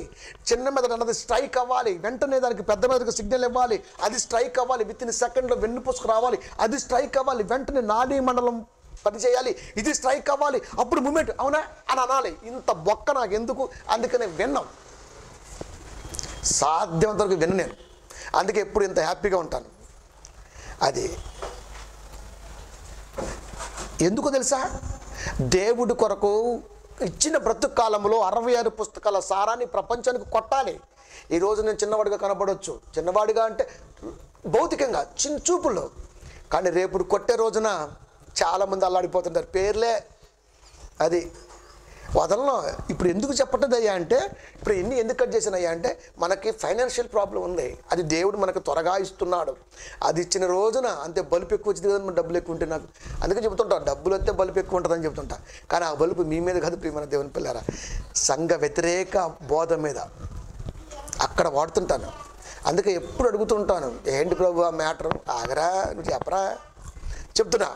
వేరొక అగ్ని తీసుకుని వచ్చాడు. ఎవరు? వీళ్ళే నాదాబు అబీహులు. వీళ్ళెవరు? యాజకులే. వీళ్ళెవరు? యాజకుని కుమారులు. ఎవరు అభిషేకించారు? పెద్ద ఆయన మోషే. ఎవరు చెప్పారు? సర్వాంతర్యామి దేవుడు. దేవుడు చెప్పినటువంటి నియమాన్ని చెయ్యకుండగా వేరొక అగ్ని తీసుకు రావడంతోనే సన్నిధికి తేగా యెహోవా సన్నిధి నుండి అగ్ని బయలుదేరి వారిని కాల్చివేసును. ఇప్పుడు ఎవరయ్యారు? దహన బలి వీళ్ళు అయ్యారు. ఎందుకు అవ్వాలి చెప్పింది చెప్పండి. ఎందుకు అయ్యారు? ఎందుకు అవ్వాల్సి వచ్చింది దహన బలి? ఎందుకు అవ్వాల్సి వచ్చింది? దహన బలి కోసం నిప్పు తెమ్మని చెప్పాడు కదా దేవుడు. కానీ వీళ్ళు ఎందుకు అయ్యారు? వేరొక అగ్ని అంటే మాట ధిక్కరణ దేవుడికి అస్సలకు నచ్చదు. ఇది క్రైస్తవులు బాగా గుర్తుపెట్టుకోవాలండి. అందుకనే యేసుక్రీస్తు వారు స్పష్టంగా, నీ మాట అవునంటే అవునా బా, అంతేనా, అంతే, అంత మించి మాట్లాడావా దుష్టుడే బలికెత్తున్నాడు. అది గుర్తుపెట్టుకో. అవునంటే అవునా, అంతే, అంతవరకే ఉండు. ఇవన్నీ అందుకని పాత నిబంధనలో నుంచి క్రొత్త ఆలోచన నడిపించే కొరకు ఉపయోగపడ్డవే 4 సువార్తలు. కనుక వేరే అగ్ని తేగ యెహోవా సన్నిధి నుండి అగ్ని బయలుదేరి వారిని కాల్చివేసెను. అలా అక్కడే చచ్చిపోయారు. యెహోవా సన్నిధిని మృతి పొందారు. ఇప్పుడు ఈ టైపులో చంపట్లేదా దేవుడు? ఈ టైపులో చంపుతున్నాడు. కాల్చిన మంట కనబడుతుంది. ఇప్పుడు దేవుడు కాలుస్తున్న మంట వాక్యంలో మీరు వినాలి. అమ్మో మంట, లోపల మంట అంటుంటాం మనం. ఏది మంట? లోపలేది మరి మంట? శరీరం లోపల అవయవాలు మండుతున్నాయి. లోపల మంట మంట మంట మంట కాలిస్తే కనబడింది కంటికి. ఇప్పుడు దేవుడు శ్వాస పీలిస్తే కనబడింది మంట ఏంటో. అందుకనే హార్ట్ అటాక్ అంటే దేవుని మనస్సు రివర్స్ తిరిగింది. హార్ట్ అంటే దేవుని మనస్సు రివర్స్ అయింది. అందుకే అటాక్ అంటే అర్థం ఏంటి? దాడి చేసింది. తలంపుల మీద దాడి చేయటానే హార్ట్ అటాక్ వచ్చి కాపరి టపక్కన పోతాడు. మనం ఏమంటాం, మహానుభావుడు ఎంత మంచోడు, ఎవరితో పని చేయించుకోవాలా. పని చేయించుకోవటం అనేది ఒక వరం. నిండు ముసలితనం మన మంచం మీద ముడుచుకొని మరణించారు మన పితరులు. మనకెందుకు అసావు రాదు? మనకంతా టుప్పుక్కు రాలిపోతుంటాం. ఎందుకు? లోపల మొత్తం తుప్పే కదా, రాలాల్సిందే. ఏ కాపరం చూడండి మీరు. అందుకని ఎవరైనా కాపరం చేస్తే జాలి కూడా తోడను నేనైతే అసలుకి. లంజా కొడుకు పోయి ఎందుకు? వాడు పనికిరాడు మరి, దుర్బీజుడు వాడు అని అలాగే తిట్టాలి మరి. మనం ఏమంటాం, అబ్బో అస్సలకే స్ట్రైట్ ఫార్వర్డ్ అంతే లైఫ్లో. ఎందుకు? యథార్థవంతుడు లోక విరోధి. బట్ దేవుడికి చాలా ఇష్టం నువ్వు స్ట్రైట్గా ఉంటూ నీతో ఎవరు స్నేహం చేయడం. అప్పుడు హ్యాపీగా ఉంటుంది. అమ్మాయి నాతో స్నేహం లేదు, మంచిది, హ్యాపీ. ఎందుకు? దేవుడితో స్నేహం ఎప్పుడు కూడా దేవుడికి ఇష్టం ఉంటుంది. వాక్యంతో స్నేహం, దైవ ఆలోచనతో స్నేహం. ఏం చెప్పాలి, ఏ ఆలోచనతో చెప్పాలి, ఎలాంటి ఉద్దేశం చెప్పాలి, చెబితే ఎలా వింటారు, ఇది చెబితే వినరా, నథింగ్. దేవుడు చెప్పాడు, చెప్పేస్తాం, అంతేనా? అంతే. వేరే అగ్ని తేవడంతోనే అక్కడే కాల్చి పడేశారు. నేటి కాలములో అంతే. చాలాసార్లు కూడా చూసి నేను యూట్యూబ్లో సంథింగ్ ఏడో అందరూ పాటలు పాడతారు, అయ్యాడు చూస్తున్నాడు, లేచాడు అమ్మా మంటన్నాడు. అంతే, మంటలేదు పోలేదు, వేసి పడేసింది దెబ్బ అంతేడా. ఎందుకురా? అంతే. పైగా మహానుభావుడు సువార్తలు చచ్చిపోయాడు. సువార్తలు అంటే స్టేజీ మీద ఉండో కాదు సార్. 66 పుస్తకాలు నీకు తెలిసి ఉంటే సువార్త అవుతుంది. నువ్వు చెప్పే ప్రతి సొల్లు సువార్త అవ్వదు. కాప నిలబడి చెప్పేస్తే సువార్త అయిపోతుందండి? అయిపోతుందా? నిలబడి చెప్పేది సువార్త అయిపోతుందా? ముందు నీలో 66 పుస్తకాలు ఉన్నాయా? ఇది స్కాన్ అవుద్ది. ఉంటేనే కదా చెప్పేది. లేకపోతే చెప్పేస్తారా? ఎందుకు లేరు చెప్పేవాళ్ళు? లేరా? మస్తు మంది ఉన్నారు. ఆనాటి కాలంలో ఉన్నారు, ఈనాటిలో ఉండరా ఇంకా ఎక్కువ. అందుకని ఎక్కువగా అమ్మా నాకు అది ప్రాబ్లం, ఇది ప్రాబ్లం. అంటే శరీరం అన్నది దేవుడి కొరకు ఉపయోగపడినప్పుడు ఖచ్చితంగా కొట్టినా. నేను కూడా చెప్పిన, నాకు పడింది దెబ్బ, బొక్క కట్టు పెట్టాను నాకు కూడా. ఎందుకు? నాకు బలిపు ఎక్కువ కదా మరి. అది దేవుడికి నచ్చిద్దా? నచ్చదు. చర్చి పెడతామన్నాక పెట్టకపోతే మాట అంటాడా? విండా. ఈ అదవ వీడు మాటినట్టు లేడు అని చెప్పి ఏం చేశాడు? చిన్నగా ఒకటి తీద్దాం, అట్టిపండు తీసాడు అంతే పాప మహానుభావుడు. అది పెద్ద నాకు ఫేవరెట్ ఫుడ్ కూడా కాదులేండి, సంతోషం. భయం వేసింది. నేను పెద్దగా ఎప్పుడు తిన్నాండి అట్టిపండ్లు, మ్యాక్సిమం అసలు తినండి. నా జీవితంలో సంవత్సరానికి ఒకటి కూడా తిన్నాను, కానీ అదే తీసేసాడు. ఇప్పుడు అది తిన్నాను అనుకోండి, లోపల మొత్తం తిప్పుతుంటుంది, ఏదో అవుతుంటుంది నాకు. ఎందుకు? బ్లడ్ చేంజ్ అయిపోయింది. నేను లెక్క అనుకుంటున్నారా? నన్ను కూడా తోపుతాడు పక్కకి. అది ఎవడు లెక్కపడాడు ఆయనకి, అది ఎవడైనా ఒకటే ఆయనకి. అంతే. ఒక్కసారి ఒకటి కోల్పోయినప్పుడు నాకు ఒక్కసారి మైండ్ 1000 కోట్ల ఓట్స్తో వెలిగింది. బాబు ఇప్పుడు బతకపోతే వేసేస్తాను ఆయన, ఇంకా రావలేదు. అంతే. అప్పుడు ఒకటే మాట, అవకాశం ఇస్తావా? వేసేస్తారు, తీసుకోరా. డాక్టర్ గారికి చెడిపోయింది. అది బాబు చచ్చిపోతాం కొనగారా నువ్వే ఒకటో చెప్పడానికి, అసలుకి నువ్వే ఒకటో చెప్పడానికి. సావు అన్నది నా తలంపుని బట్టి వచ్చింది. నాకు నా తలంపు బాగాలేని రోజు నాకు సావు వస్తుంది, నాకు తెలిసిన విషయం. నువ్వే ఒకటో చెప్పడానికి నాకు. అంతే. 15 రోజులు తిరిగిపోయింది బ్లడ్. విచిత్రం. చిరంజీవి లాగితే మొత్తం బ్లాక్ వచ్చేసింది. కుమార్ బాబు, రాజు గ్రూప్లో ఫస్ట్ మరణం నీదేనాయా అన్నాడు. నాకు కనపడింది సావు, నేనే. అప్పుడు ఇంకెవరు చచ్చిపోలా. ప్రియమైన దేవుని పిల్లరా, అందుకే చెప్తుండా, అది తేడా జరిగిందనుకో, అది తేడా సింగు ఇంకోడు. అంతే. సన్నిధికి తీసుకురాగా మృతి పొందిరి. పాప పరిహారార్థ బలి ఎవరయ్యారు ఇప్పుడు? ఎవరయ్యారు? పాపం నాదాబు అబీహులే అయ్యారు. అంతే కదండి మరి. అంతే. 2 కుమారులు. ఇక మిగతా 2 ఉన్నారు కదండి మరి, 4 కదా ఆయనకి. ఎలియాజరు ఉన్నారు, ఏతమారు ఉన్నారు. వెంటనే మోషే వచ్చాడు. నేను చెప్పిన పని ఏమైంది? ఈ విషయం తెలియదు ఆయనకి. అయిపోయిన సంగతి. ఏరొక అగ్ని సంగతి తెలియదు. ఏమైపోయింది? ఒక దహన బలం ఉందిగా అంటే అది కూడా కాలిపోయిందా? అది కూడా కాలిపోయింది. అహరోను మాత్రం సైలెంట్గా ఉన్నాడు. మోషే అక్కడ లేరు. చూస్తే కాలిపోయి ఉన్నారు. ఈ శవాలు కనపట్ల, ఈ దహన బలి కనపడుతుంది. దహన బలి ఉండగా మీరు ఎందుకు తింటలా అని వాళ్ళ మీద కోప్పడ్డాడు. ఎందుకు లేట్ చేస్తున్నారు? లేట్ అవుతుంది కదా, ఏం జరుగుతుంది అన్నప్పుడు వెంటనే అహరోను, అయ్యా ఒక సందర్భం చెబుతా వినండి అని మొదలుపెట్టాడు. 19వ వచనము, 20వ వచనము, 10వ అధ్యాయము లేవీకాండము. అందుకు అహరోను మోషేతో, ఇదిగో నేడు పాప పరిహారార్థ బలి పశువును, దహన బలి ద్రవ్యమును యెహోవా సన్నిధికి వారు తేగ అంటే మోషే లేడు.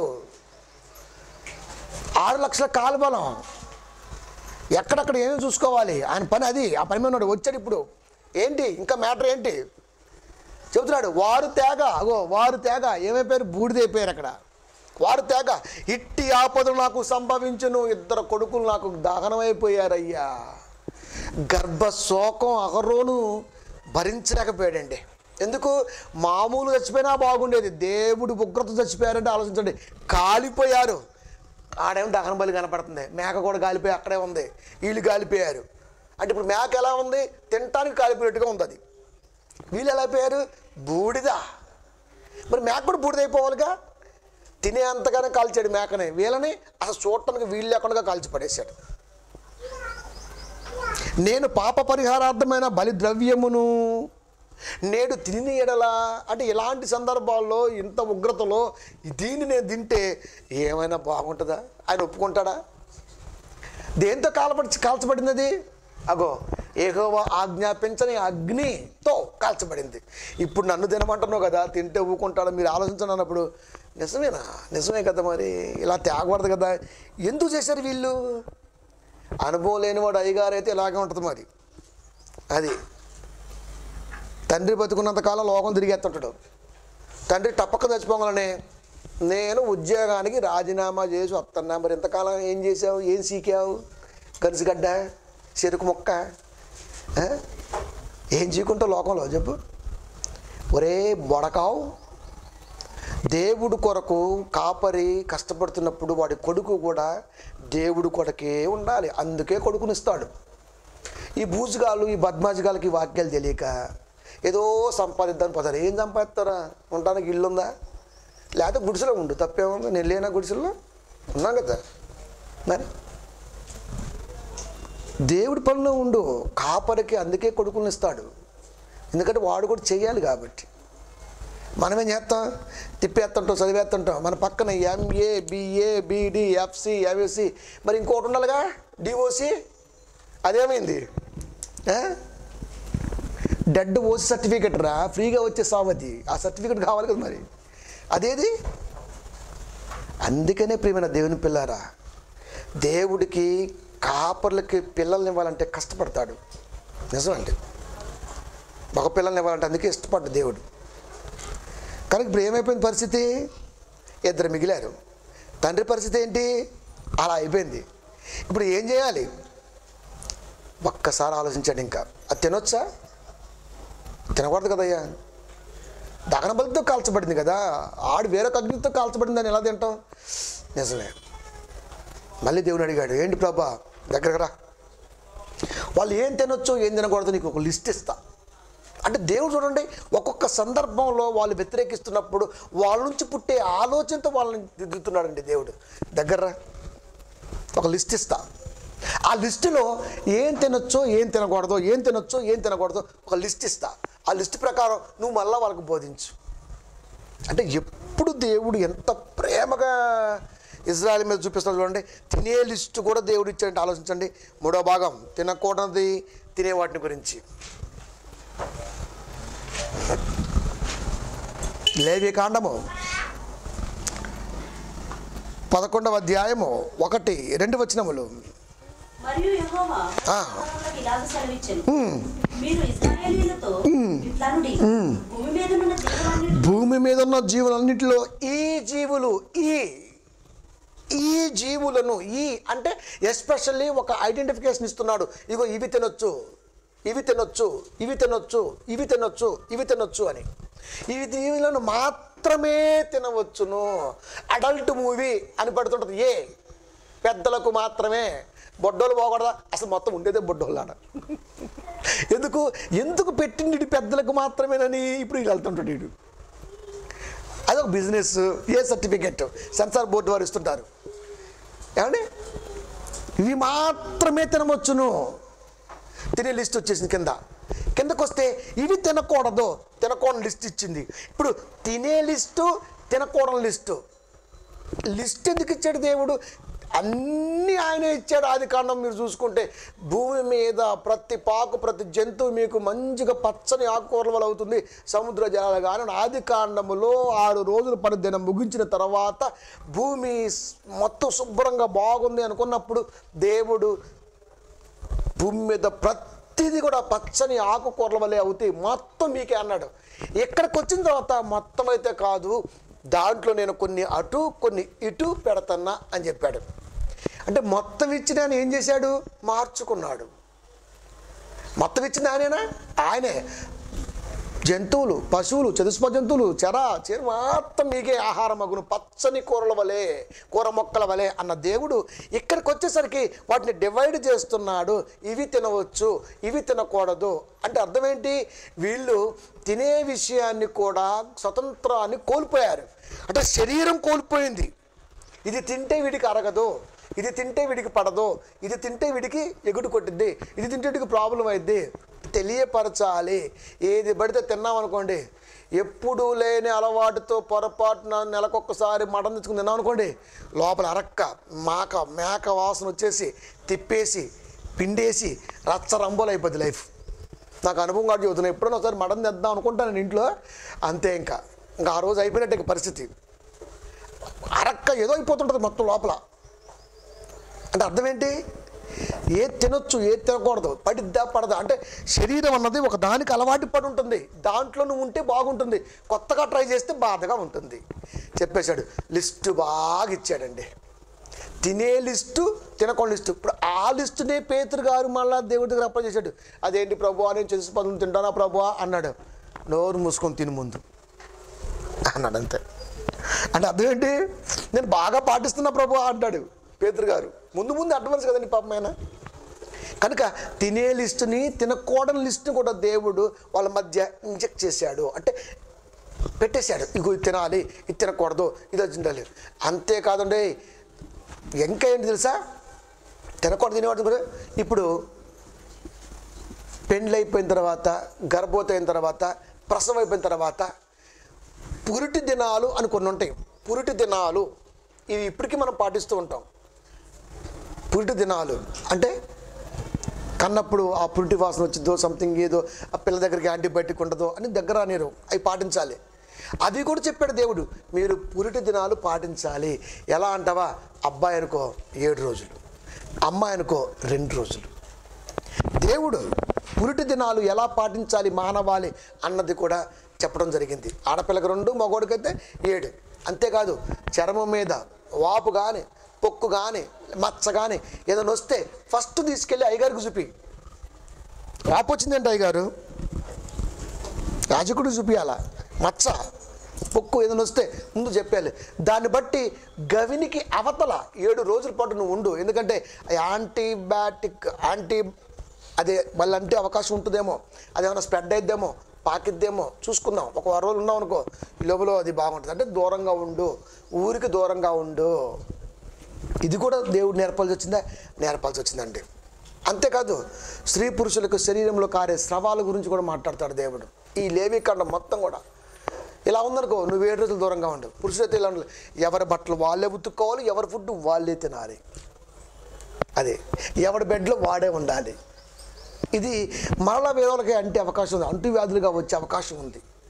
కనుక అలా ఉండడానికి వీలేదు. అంటే ఎంత జాగ్రత్త, అంటువ్యాధులు రాకుండా చూస్తున్నాడు. తింటే ఎలా అడిగిద్దో ఆలోచిస్తున్నాడు. అంతేకాదు తల్లిదండ్రులు ప్రేమించే దగ్గర నుంచి ప్రతీదీ కూడా చేయాలి. దాని నిమిత్తం మచ్చొచ్చిందా, అయితే ఇప్పుడు నువ్వు బలిపశువుని తీసుకురావాలి. వాపు వచ్చిందా, అయితే నువ్వు ప్రత్యక్ష గుడారం దగ్గరికి బలిపశువు తేవాలి. అహరోను వధించాలి, నైవేద్యాలు సమర్పించాలి, ఆయన ప్రార్థించాలి, దేవుని వేడుకోవాలి. 7 రోజుల పాటు బయట ఉండాలి. ఈ 7 రోజుల్లో వాడు ఉంటాడా ఉండడా దేవుడు చూడాలి. చూస్తే దేవుడు బాగు చేస్తాడు. తీసుకొచ్చి మళ్ళా అహరోనుకు చూపించుకోవాలి, అయ్యా నాకు బాగుందయ్యా, అహరోను ఓకే అని సమాజంలో కలపాలి. అంటే ఇలా నడుస్తుంటుంది. ఏ బాధ వచ్చినా పాప పరిహారార్థంగా బలర్పించాలి. దాని కొరకు యాజకులే ధర్మం జరిగించాలి. 15వ అధ్యాయము లేవీకాండము 31వ వచనము. ఇశ్రాయేలీయులు తమ మధ్య నుండి నా నివాస స్థలమును అపవిత్రపరచినప్పుడు, ఇశ్రాయేలీయులు తమ మధ్య ఉన్నటువంటి నా నివాస స్థలాన్ని అపవిత్రపరిచినప్పుడు వారు తమ అపవిత్రత వలన చావకుండునట్లు. చస్తారు. వారికి అపవిత్రత కలగకుండా మీరు వారిని కాపాడవలెను. అంటే ఈ నియమించిన నియమాలు మొత్తం ప్రత్యక్ష గుడారంలోకి తీసుకురావాలి. దహన బలులు పాప పరిహారార్థం కానీ, అపరాధం కానీ ఇలా అర్పించాలి. ఇవన్నీ కూడా చేయాలి. పైగా ఊరికి 6 రోజుల పాటు దూరంగా ఉండాలి. దేవుడు మళ్ళీ దగ్గిస్తే తీసుకొచ్చి యాజకుడు కనపరుచుకోవాలి. పైగా మళ్ళీ అక్కడ కానుకలు సమర్పించుకోవాలి. అంటే ఈ మనస్సు, అంటే దేవుడికి ఇచ్చే మనసు, దేవుడిచ్చింది పశు సంపద, దేవుడికి ఇచ్చే మనసు మనిషికి కావాలి అని ఇలా పెట్టుకుంటూ కొన్ని నియమాలని దేవుడు వారి పట్ల నిర్ణయించుకుంటూ వచ్చాడు. వాటిని ఈ మిగిలిన ఇద్దరు, ఎవరో ఎలియాజరు కానివ్వండి, ఈతామారు కానివ్వండి, జరిగించాలి. అహరోను వాటికి తోడుగా ఉండాలి, చేస్తున్న వాటికి అండగా ఉండాలి. ఇది ఇలా తీసుకుంటూ రావాలంటే ఒంటిలో కానీ ఇంటిలో కానీ ఏ ప్రాబ్లం వచ్చినా దేవుడే దిద్దాలి. అంటే ఈ ధర్మాన్ని మీరు చేయాల్సిందే అని ఇశ్రాయేలీయులు ఆ ధర్మాన్ని స్థిరపరిచాడు దేవుడు. అది చేస్తే ఖచ్చితంగా నీకు న్యాయం, లేకపోతే కష్టం. ఇది నిర్ణయం. 4వ మాట, పోని 4వ మాట. ఇక అహరోను కుమారులు మరణానంతరం ఏమండి ప్రాయశ్చిత్త దినం. కుమారుడు చచ్చిపోయాడు కదండి, మరి ప్రాయశ్చిత్తం ఉంటుంది కదా, బాధ. అదేం చేయాలి? ఏం చేసేది లేదు. అహరోనుకు చెప్పు. ఏమని తెలుసా? మోషేకు ప్రత్యక్షం చెబుతుంది. ఏమని? కొడుకులు చచ్చిపోయారా? పోయారు. బాధ ఉందా? ఉంది. ఇప్పుడు ఏం చేస్తావు నువ్వు? ప్రాయశ్చిత్త దినాన్ని నువ్వు ఇలా చేయాలి. మందలో కరుణాపీఠం వద్దకి, మందసం వద్దకి నువ్వు కూడా ఒక కోడె కానీ, 2 మేకపిల్ల కానీ, పొట్టేళ్ళు కానీ ఆ పరిశుద్ధ స్థలంలోకి తీసుకురావాలి. ఎవరో? నువ్వు. ప్రాయశ్చిత్తం ఎలా జరిగిద్ది? కొడుకులు మరణం, అపరాధానికి ప్రాయశ్చిత్తం వెనక అంటిందా? అంటింది. కొడుకుల తప్పు తండ్రికి అంటుతుందా? అంటింది. ఇప్పుడు నువ్వేం చేయాలి? నేను అయ్యగారిని కదంటే, నేను చేయకూడదు కదంటే, నువ్వు అయ్యగారు అది ఎవడకలావురా? ఫస్ట్ నువ్వే చేయాలా? అది ఎవడకలావు అయ్యగారు అయితే నువ్వు చేయవా? నువ్వే చేయాలా? నేను యాజకుడిని కదా, నన్ను అభిషేకించే కదా, నాకెంత యాజక ధర్మం ఉంది కదా, నేను చేయొచ్చు అంటే నువ్వు కూడా దాంట్లో పాలి భాగస్తువే. చెప్పాడు ఏమని? అహరోనుకు చెప్పు, చేయించు. చెప్పటమే కాదు, మోషే ఏమో తెలుసా? నువ్వు ఖచ్చితంగా ఒక కోడె లిస్ట్ ఇస్తున్నాడు. 2 మేకపిల్లలు, పొట్టేలు. కోడె, మేకపిల్లలు, పొట్టేలు.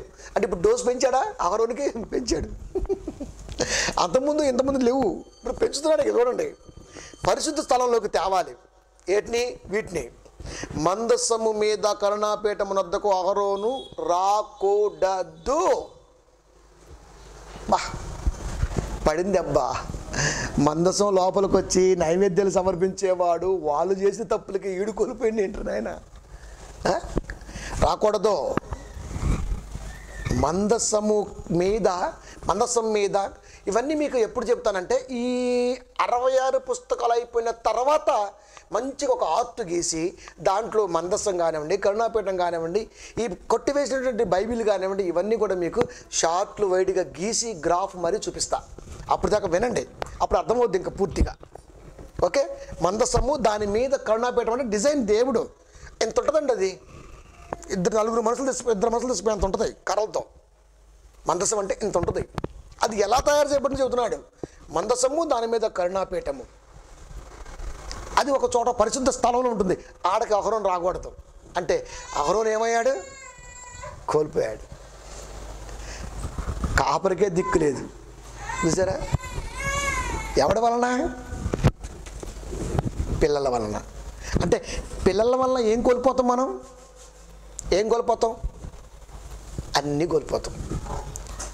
అంటే పెంపకం అన్నది కరెక్ట్గా లేకపోతే అన్నీ కోల్పోతాం. సినిమాలు ఎక్కువైతాయి కదా. సినిమాలో ఒక హీరోయిన్, ఒక హీరో, ఒక సినిమాలో ఒకడికే ఉంటుంది. అది 20 సినిమాలు అయితే 20 హీరోయిన్లు వాడికి అట్టుంటుంది. ఈ సినిమాలో తీసుకొని మనం ఆడ ఇన్స్పైర్ అవుతుంటాం. సినిమాలు జీవితానికి ఎప్పుడు కూడా ఇన్స్పిరేషన్గా తీసుకోకూడదు. ఎంజాయ్ చూడాలి, 10 నిమిషాలు చూద్దాం, బాగుంది స్టోరీ, బాగుంది, మంచి బాగుంది, అలాగే చేద్దాం. ఎట్టా జీవితం వేరు, సినిమా వేరు. అలా చూడండి, డ్రగ్ కేసులో ఒక్కొక్క హీరోయిన్ ఇరుక్కుపోయి ఈ రోజున లాక్కోలేక పీక్కోలేక పడుంటున్నాయి అవి. ఏమండి, మనం ఏం చేస్తాం?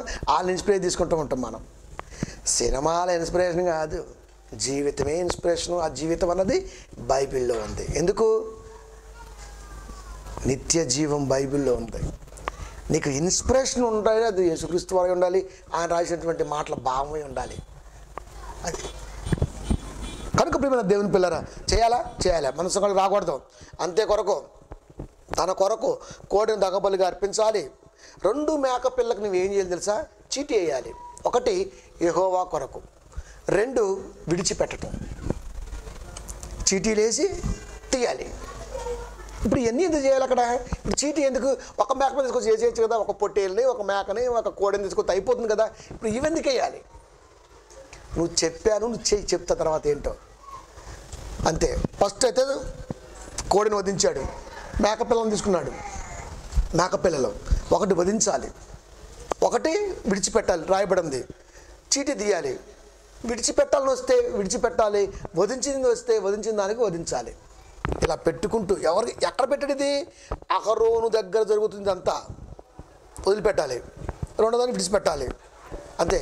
అహరోను ఎలాంటి డ్రెస్ వేసుకోవాలి అది చెప్పాలి. అక్కడ ప్రాయశ్చిత్త దినాన అది చెప్పాలి, సూచించాలి, ఇలా చేయాలి.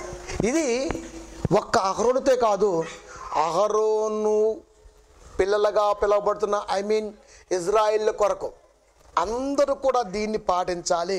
ఇప్పుడు ఇద్దరు చేసిన తప్పుకి ఒకడు ప్రాయశ్చిత్తం పాప పరిహారార్థ బలి అర్పించి ప్రాయశ్చిత్త కొరకు ముందుకొస్తే ఇది ఇజ్రాయేల్ కొరకు దేవుడు సిద్ధపరిచాడు. అంటే డోసు పెంచుతున్నాడు. తగ్గట్లేదా దేవుడు? తగ్గట్లా. అందుకే పాత నిబంధన అంటేనే మిలిటరీ సిస్టమ్. పాత నిబంధన ఈజ్ ఈక్వల్ టు మిలిటరీ వ్యవస్థ. కఠినమే రోజు రోజుకి తప్ప తగ్గదది.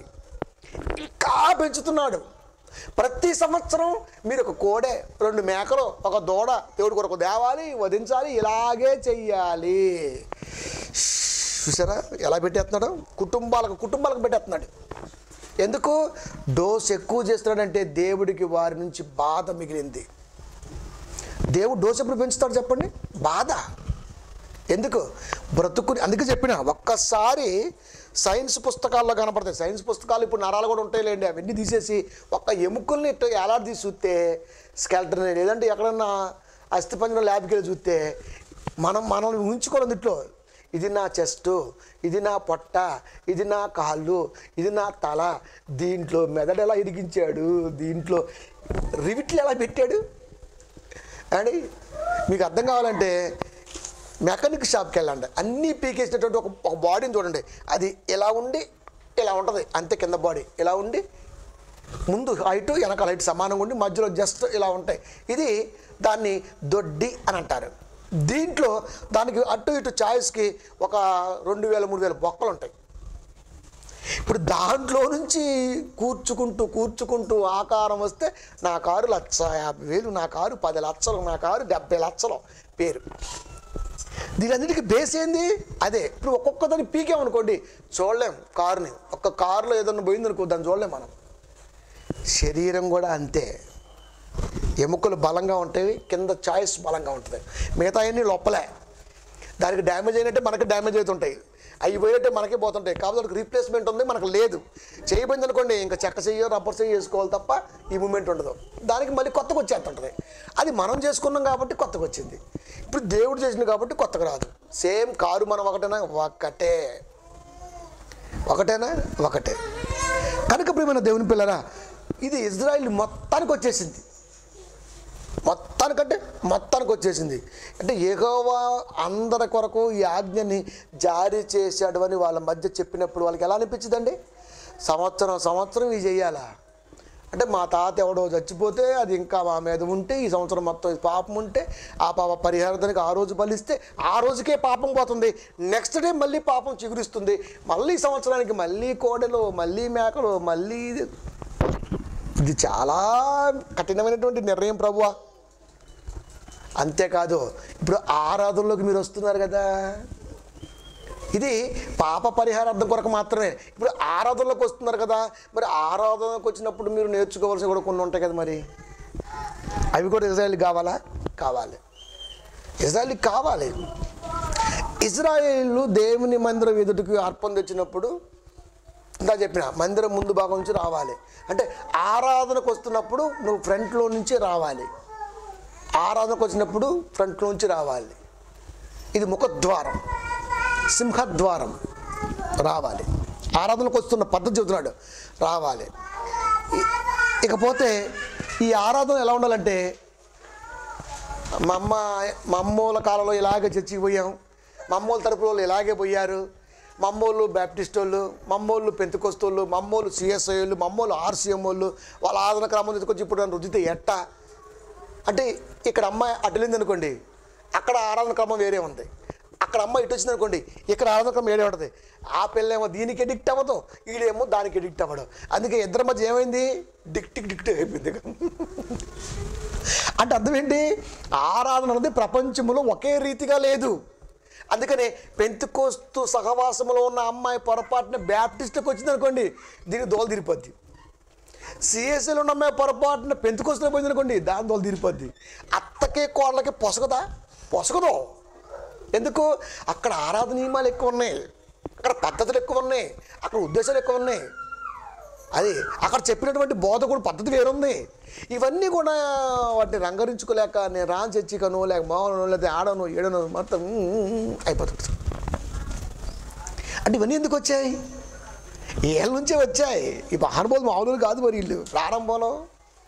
కనుక దేవుడు చెబుతున్నాడు, వచ్చారు. ఇప్పుడు చెప్తా వినండి.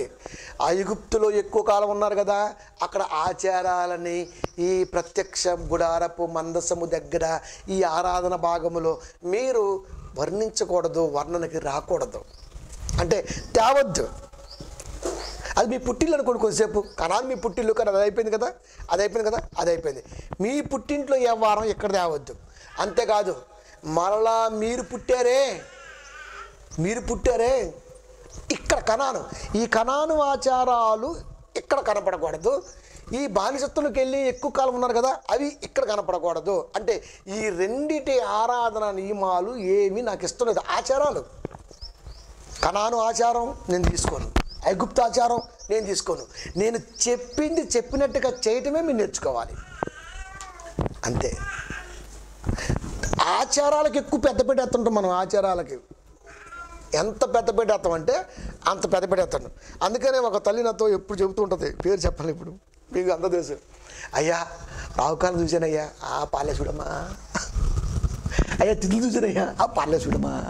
దేవుడు కూడా చెప్పాడమ్మా బైబిల్లో, ఎంత చెప్పినా రానప్పుడు దాన్ని స్థిరపరుస్తావు, అంతే.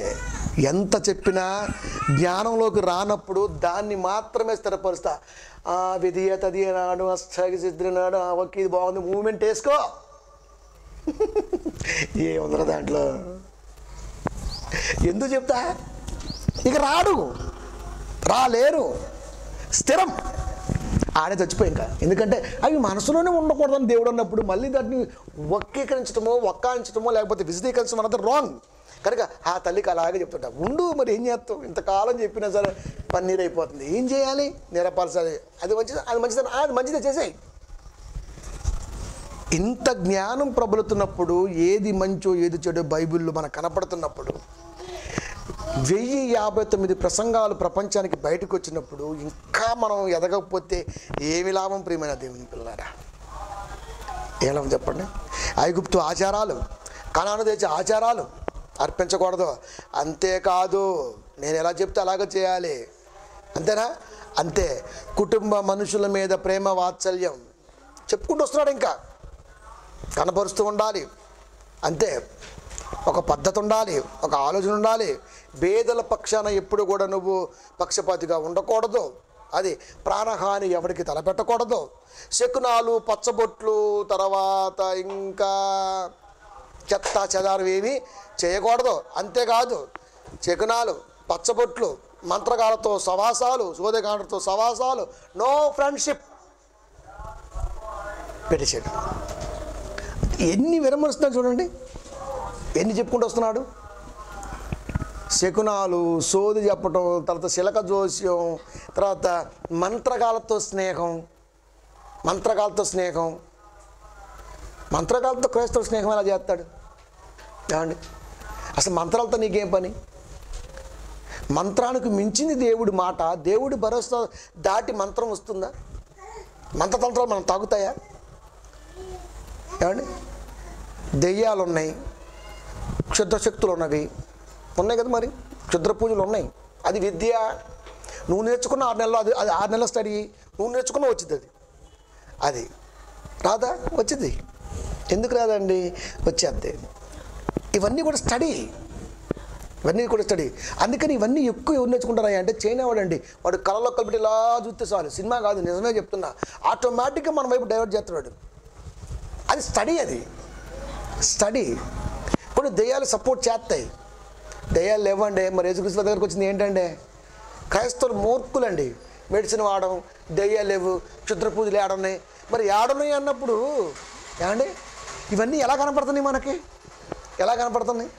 చనిపోయిన వాడు దెయ్యం అవ్వడం గుర్తుపెట్టుకోండి. ఫస్ట్ ఆఫ్ ఆల్ చనిపోయిన వాళ్ళు దెయ్యాలు అవ్వరు, చనిపోయిన వాడు దెయ్యాలు అవ్వడు. అలాంటప్పుడు చనిపోయిన వాడి ఆలోచనతోనే మన మీదకి వచ్చి పడుతున్నాయి. మరి దీని సంగతి ఏం చేద్దాం? నీ పేరేం పేరు? నా పేరు రంగరాజు నాయక్ అంటది. నా పేరు పలానా పుల్లమ్మ, నా పేరు పలానా ఎలా చెబుతుంది? చనిపోతే ఒక్క క్షణంలో ఆత్మ పాతానికి వెళ్తుంది. అక్కడి నుంచి ఇక్కడికి మనకు రానప్పుడు ఈ పేరు ఎలా చెబుతుంది? ఈ దెయ్యాల గురు చెబుదాం ఉన్నాయి అండి, ఉన్నాయా? ఉన్నాయి అంటే ఉన్నాయి అంతే. కనుక వాటి జోలికి మీరు వెళ్ళకూడదు. ఇప్పుడు సోది చెప్తూ ఉంటాను, నేను మా సోది అచ్చం అలాగే చెప్పారేంటి? నేను చెప్పనా? రాత్రి వర్క్ చేస్తున్నాం, ఎవరో ఒక ఇద్దరు పోతున్నారు, నాతో మాట్లాడుతున్నారు. మాట్లాడు మొఖం చూసి నువ్వు దిమనసుకు రాలివి, నువ్వు ఇలా ఇలా అని చెప్పేసిన. అరే నీకెలా తెలిసింది? అమ్మాయి అంటుంది నాతో రాత్రి, నీకెలా తెలిసింది? పిల్లలు పని చేస్తున్నారు, రాజు తమ్ముడు పక్కనే ఆడున్నాడు, వాళ్ళు మాట్లాడుతున్నారు, నేను చూసిన. నీకు పొగర టన్నుల కొద్ది ఉంది, నీకు ద్విమనస్క అంటే అది అంటావు, వెంటనే దాని నుంచి జారిపోతావు, అక్కడ ఆగో. ఎలా చెప్పావు? అవును కరెక్ట్ చెప్పావు. ఎలా చెప్పారు? చెప్పేస్తాను అంతే. అప్పుడు చెప్పిన ఎందుకు చెప్పను? ప్రియమైన దేవుని పిల్లరా, అంటే అర్థం ఏంటంటే ఖచ్చితంగా ఎవరికైనా లోకంలో ఇవి ఉంటాయండి. ఇది కామన్ నాలెడ్జ్, మీకు ఓపెన్ చేసేసిన ఏ మనిషికి 2 తలంపులు ఉంటాయండి. అది దేవుడు కొరకు గొప్పగా బతకాలి అంతే. బూస్ట్ అయిపోయిన తర్వాత గాలి పోయినట్టుగా లోపల నుంచి ఆదివారం కాలు శనివారం కాలు గాలిపోతుంటుంది. ఇంకట మంగళవారం వచ్చేసరికి మొత్తం మోకాల నుంచి దిగిపోద్ది. ఇంక ఏముంటుంది, ఇంకా దేవుడు లేడు గివి లేడు. మళ్ళీ 3 రోజుల పాటు, మళ్ళీ శుక్రవారం పాటు మళ్ళీ ఇంజక్షన్ వచ్చేది, మళ్ళీ అట్లాగా మళ్ళీ గాలిపోద్ది. ఆలిగడ్డ కనుక ఇవన్నీ బుర్రలు ఎందుకు? ఇంజక్షన్ పవర్ 2 రోజులే అట్ట అయిపోయింది అనమాట వాళ్ళ పరిస్థితి కూడా. అంతేనా? ఎవరికైనా ఇవి కామన్గా ఉంటాయి. 2 మనస్తత్వాలు, 2 ఆలోచనలు, ఇవన్నీ ఉంటాయి. ఇవన్నీ ఎవరికని చెప్పు సూట్ అవుతాయి. అందుకే సోది అందరికి ఒకేలా చెప్పింది. అమ్మా నువ్వు కోళ్ళు అనుకో, అత్త నిన్ను బాగా ఇబ్బంది పెడుతుందమ్మా. ఏ అత్త లోకంలో చూసుకుంది? ఏమన్నా నయోమియా రూతా సాదృశ్యంగా ఉండటానికి? ఎవరాళ్ళు? ప్రపంచంలో ఇది సోది కాదండి. మరి అందుకే సోది. అదే అత్త నిన్ను బాగా రాసి సంపాదన పెడుతుంది, నీ మొగ్గు నిన్ను కాకుండా చేస్తుంది. మరి ఎందుకు చేసుకుంది అత్త? కాదు కదా, అది కరెక్ట్ కాదు. ఇప్పుడు అత్త చెప్పింది అనుకో కోళ్ళ లేకుండా, నీ కోళ్ళ మహా చదువు టెక్కరని ఫీల్ అవుతుందమ్మా. నిజమే, మొన్న అంట్లు కడగమంటే చూసింది నాకు ఇలా అంటది. ఏమా అంటే అర్థం ఏంటి? ఏ పదమైనా ఒక మనిషికి యాప్ట్ అవుద్ది అంతే. ఇది సైకాలజికల్గా లాక్, ఎవరికైనా సూట్ అవుతుంది.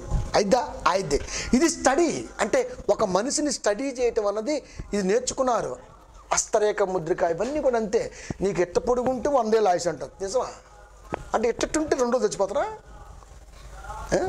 ఎట్లా ఎట్ట పుడతాడు? పుట్టేటప్పుడు లోపల ఎట్టుంటాడు, అది ఇంతే ఉంటుంది. కొండలాగా గర్భం ఎట్టుంటుంది, ఎట్టు ఉంటుంది, ఎట్ట తిరుగుంటాడు. నడుము ఎందుకు ఇట్ట లేకపోతే ఎట్టే ఉంటే వాడు ఎట్టే ఉంటాడు. ఎట్టు వంకాడు ఇంకా పెద్దనాక పుట్టినాక ఇలా ఉండాలి. తల్లి గర్భంలో ఇలా ఉంటాడు బిడ్డ ఎప్పుడు ఇలా. అంటే నడువు అన్నది ఇట్ట బెండు చేసి ఉంచాడు దేవుడు లోపల ముందే. ఈ బెండే లేకుండా ఎట్ట స్టడీగా ఉందనుకోండి, దీర్ఘ చతురస్రాకారంగా ఆడ ఎముకలు ఇట్టాగే ఉంటాయి. ఇంకా ఇట్ట వంగంటే ఇట్లా లేవడం.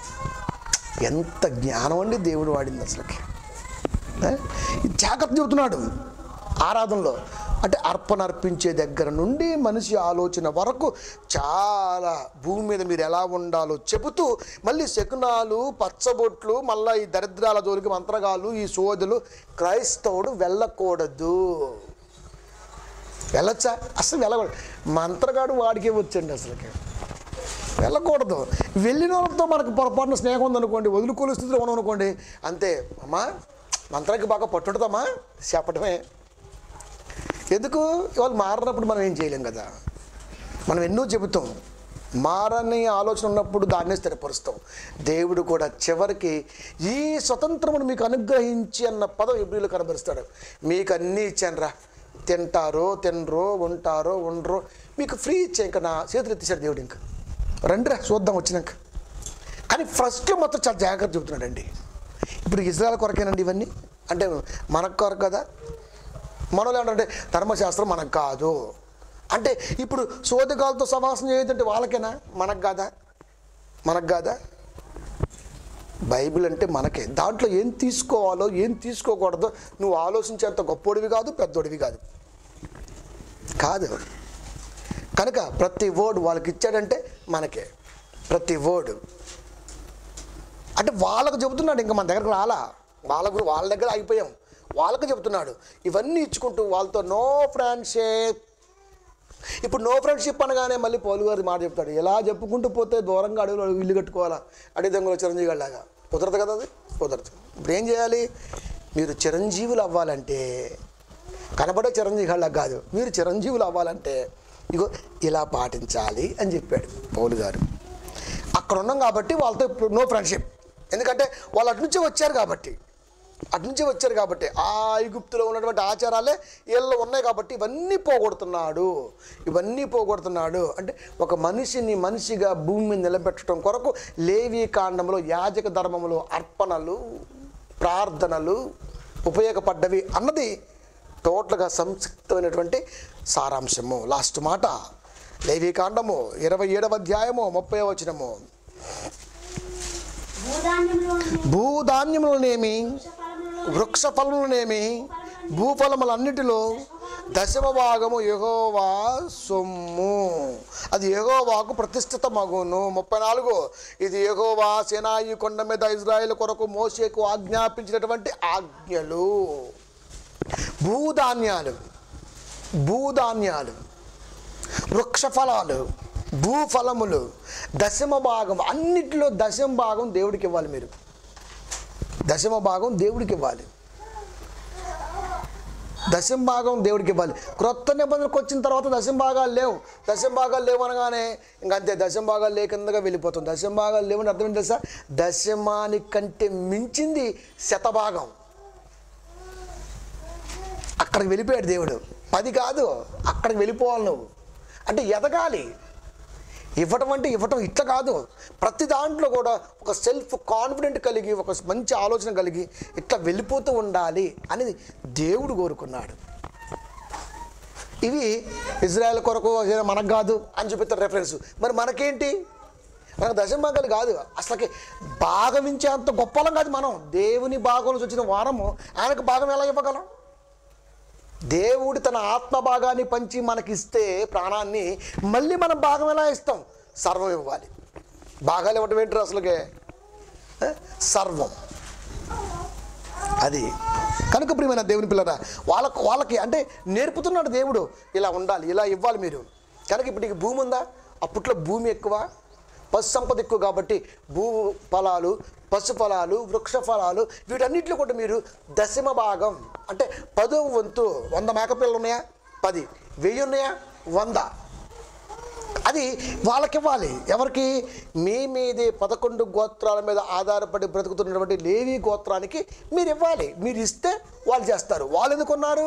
పాప పరిహారార్థ బలి, అపరాధ బలి, ఇవన్నీ కూడా ఈ బలులు మీరు చేసే తప్పులకి చెబుతూ మిమ్మల్ని బ్రతుకుంటానికి కారణం అవుతున్నారు కాబట్టి వీరికి మీరు ఇవ్వాలి. ఇది నా ఆజ్ఞ, ఆరాధనలో ఆజ్ఞ.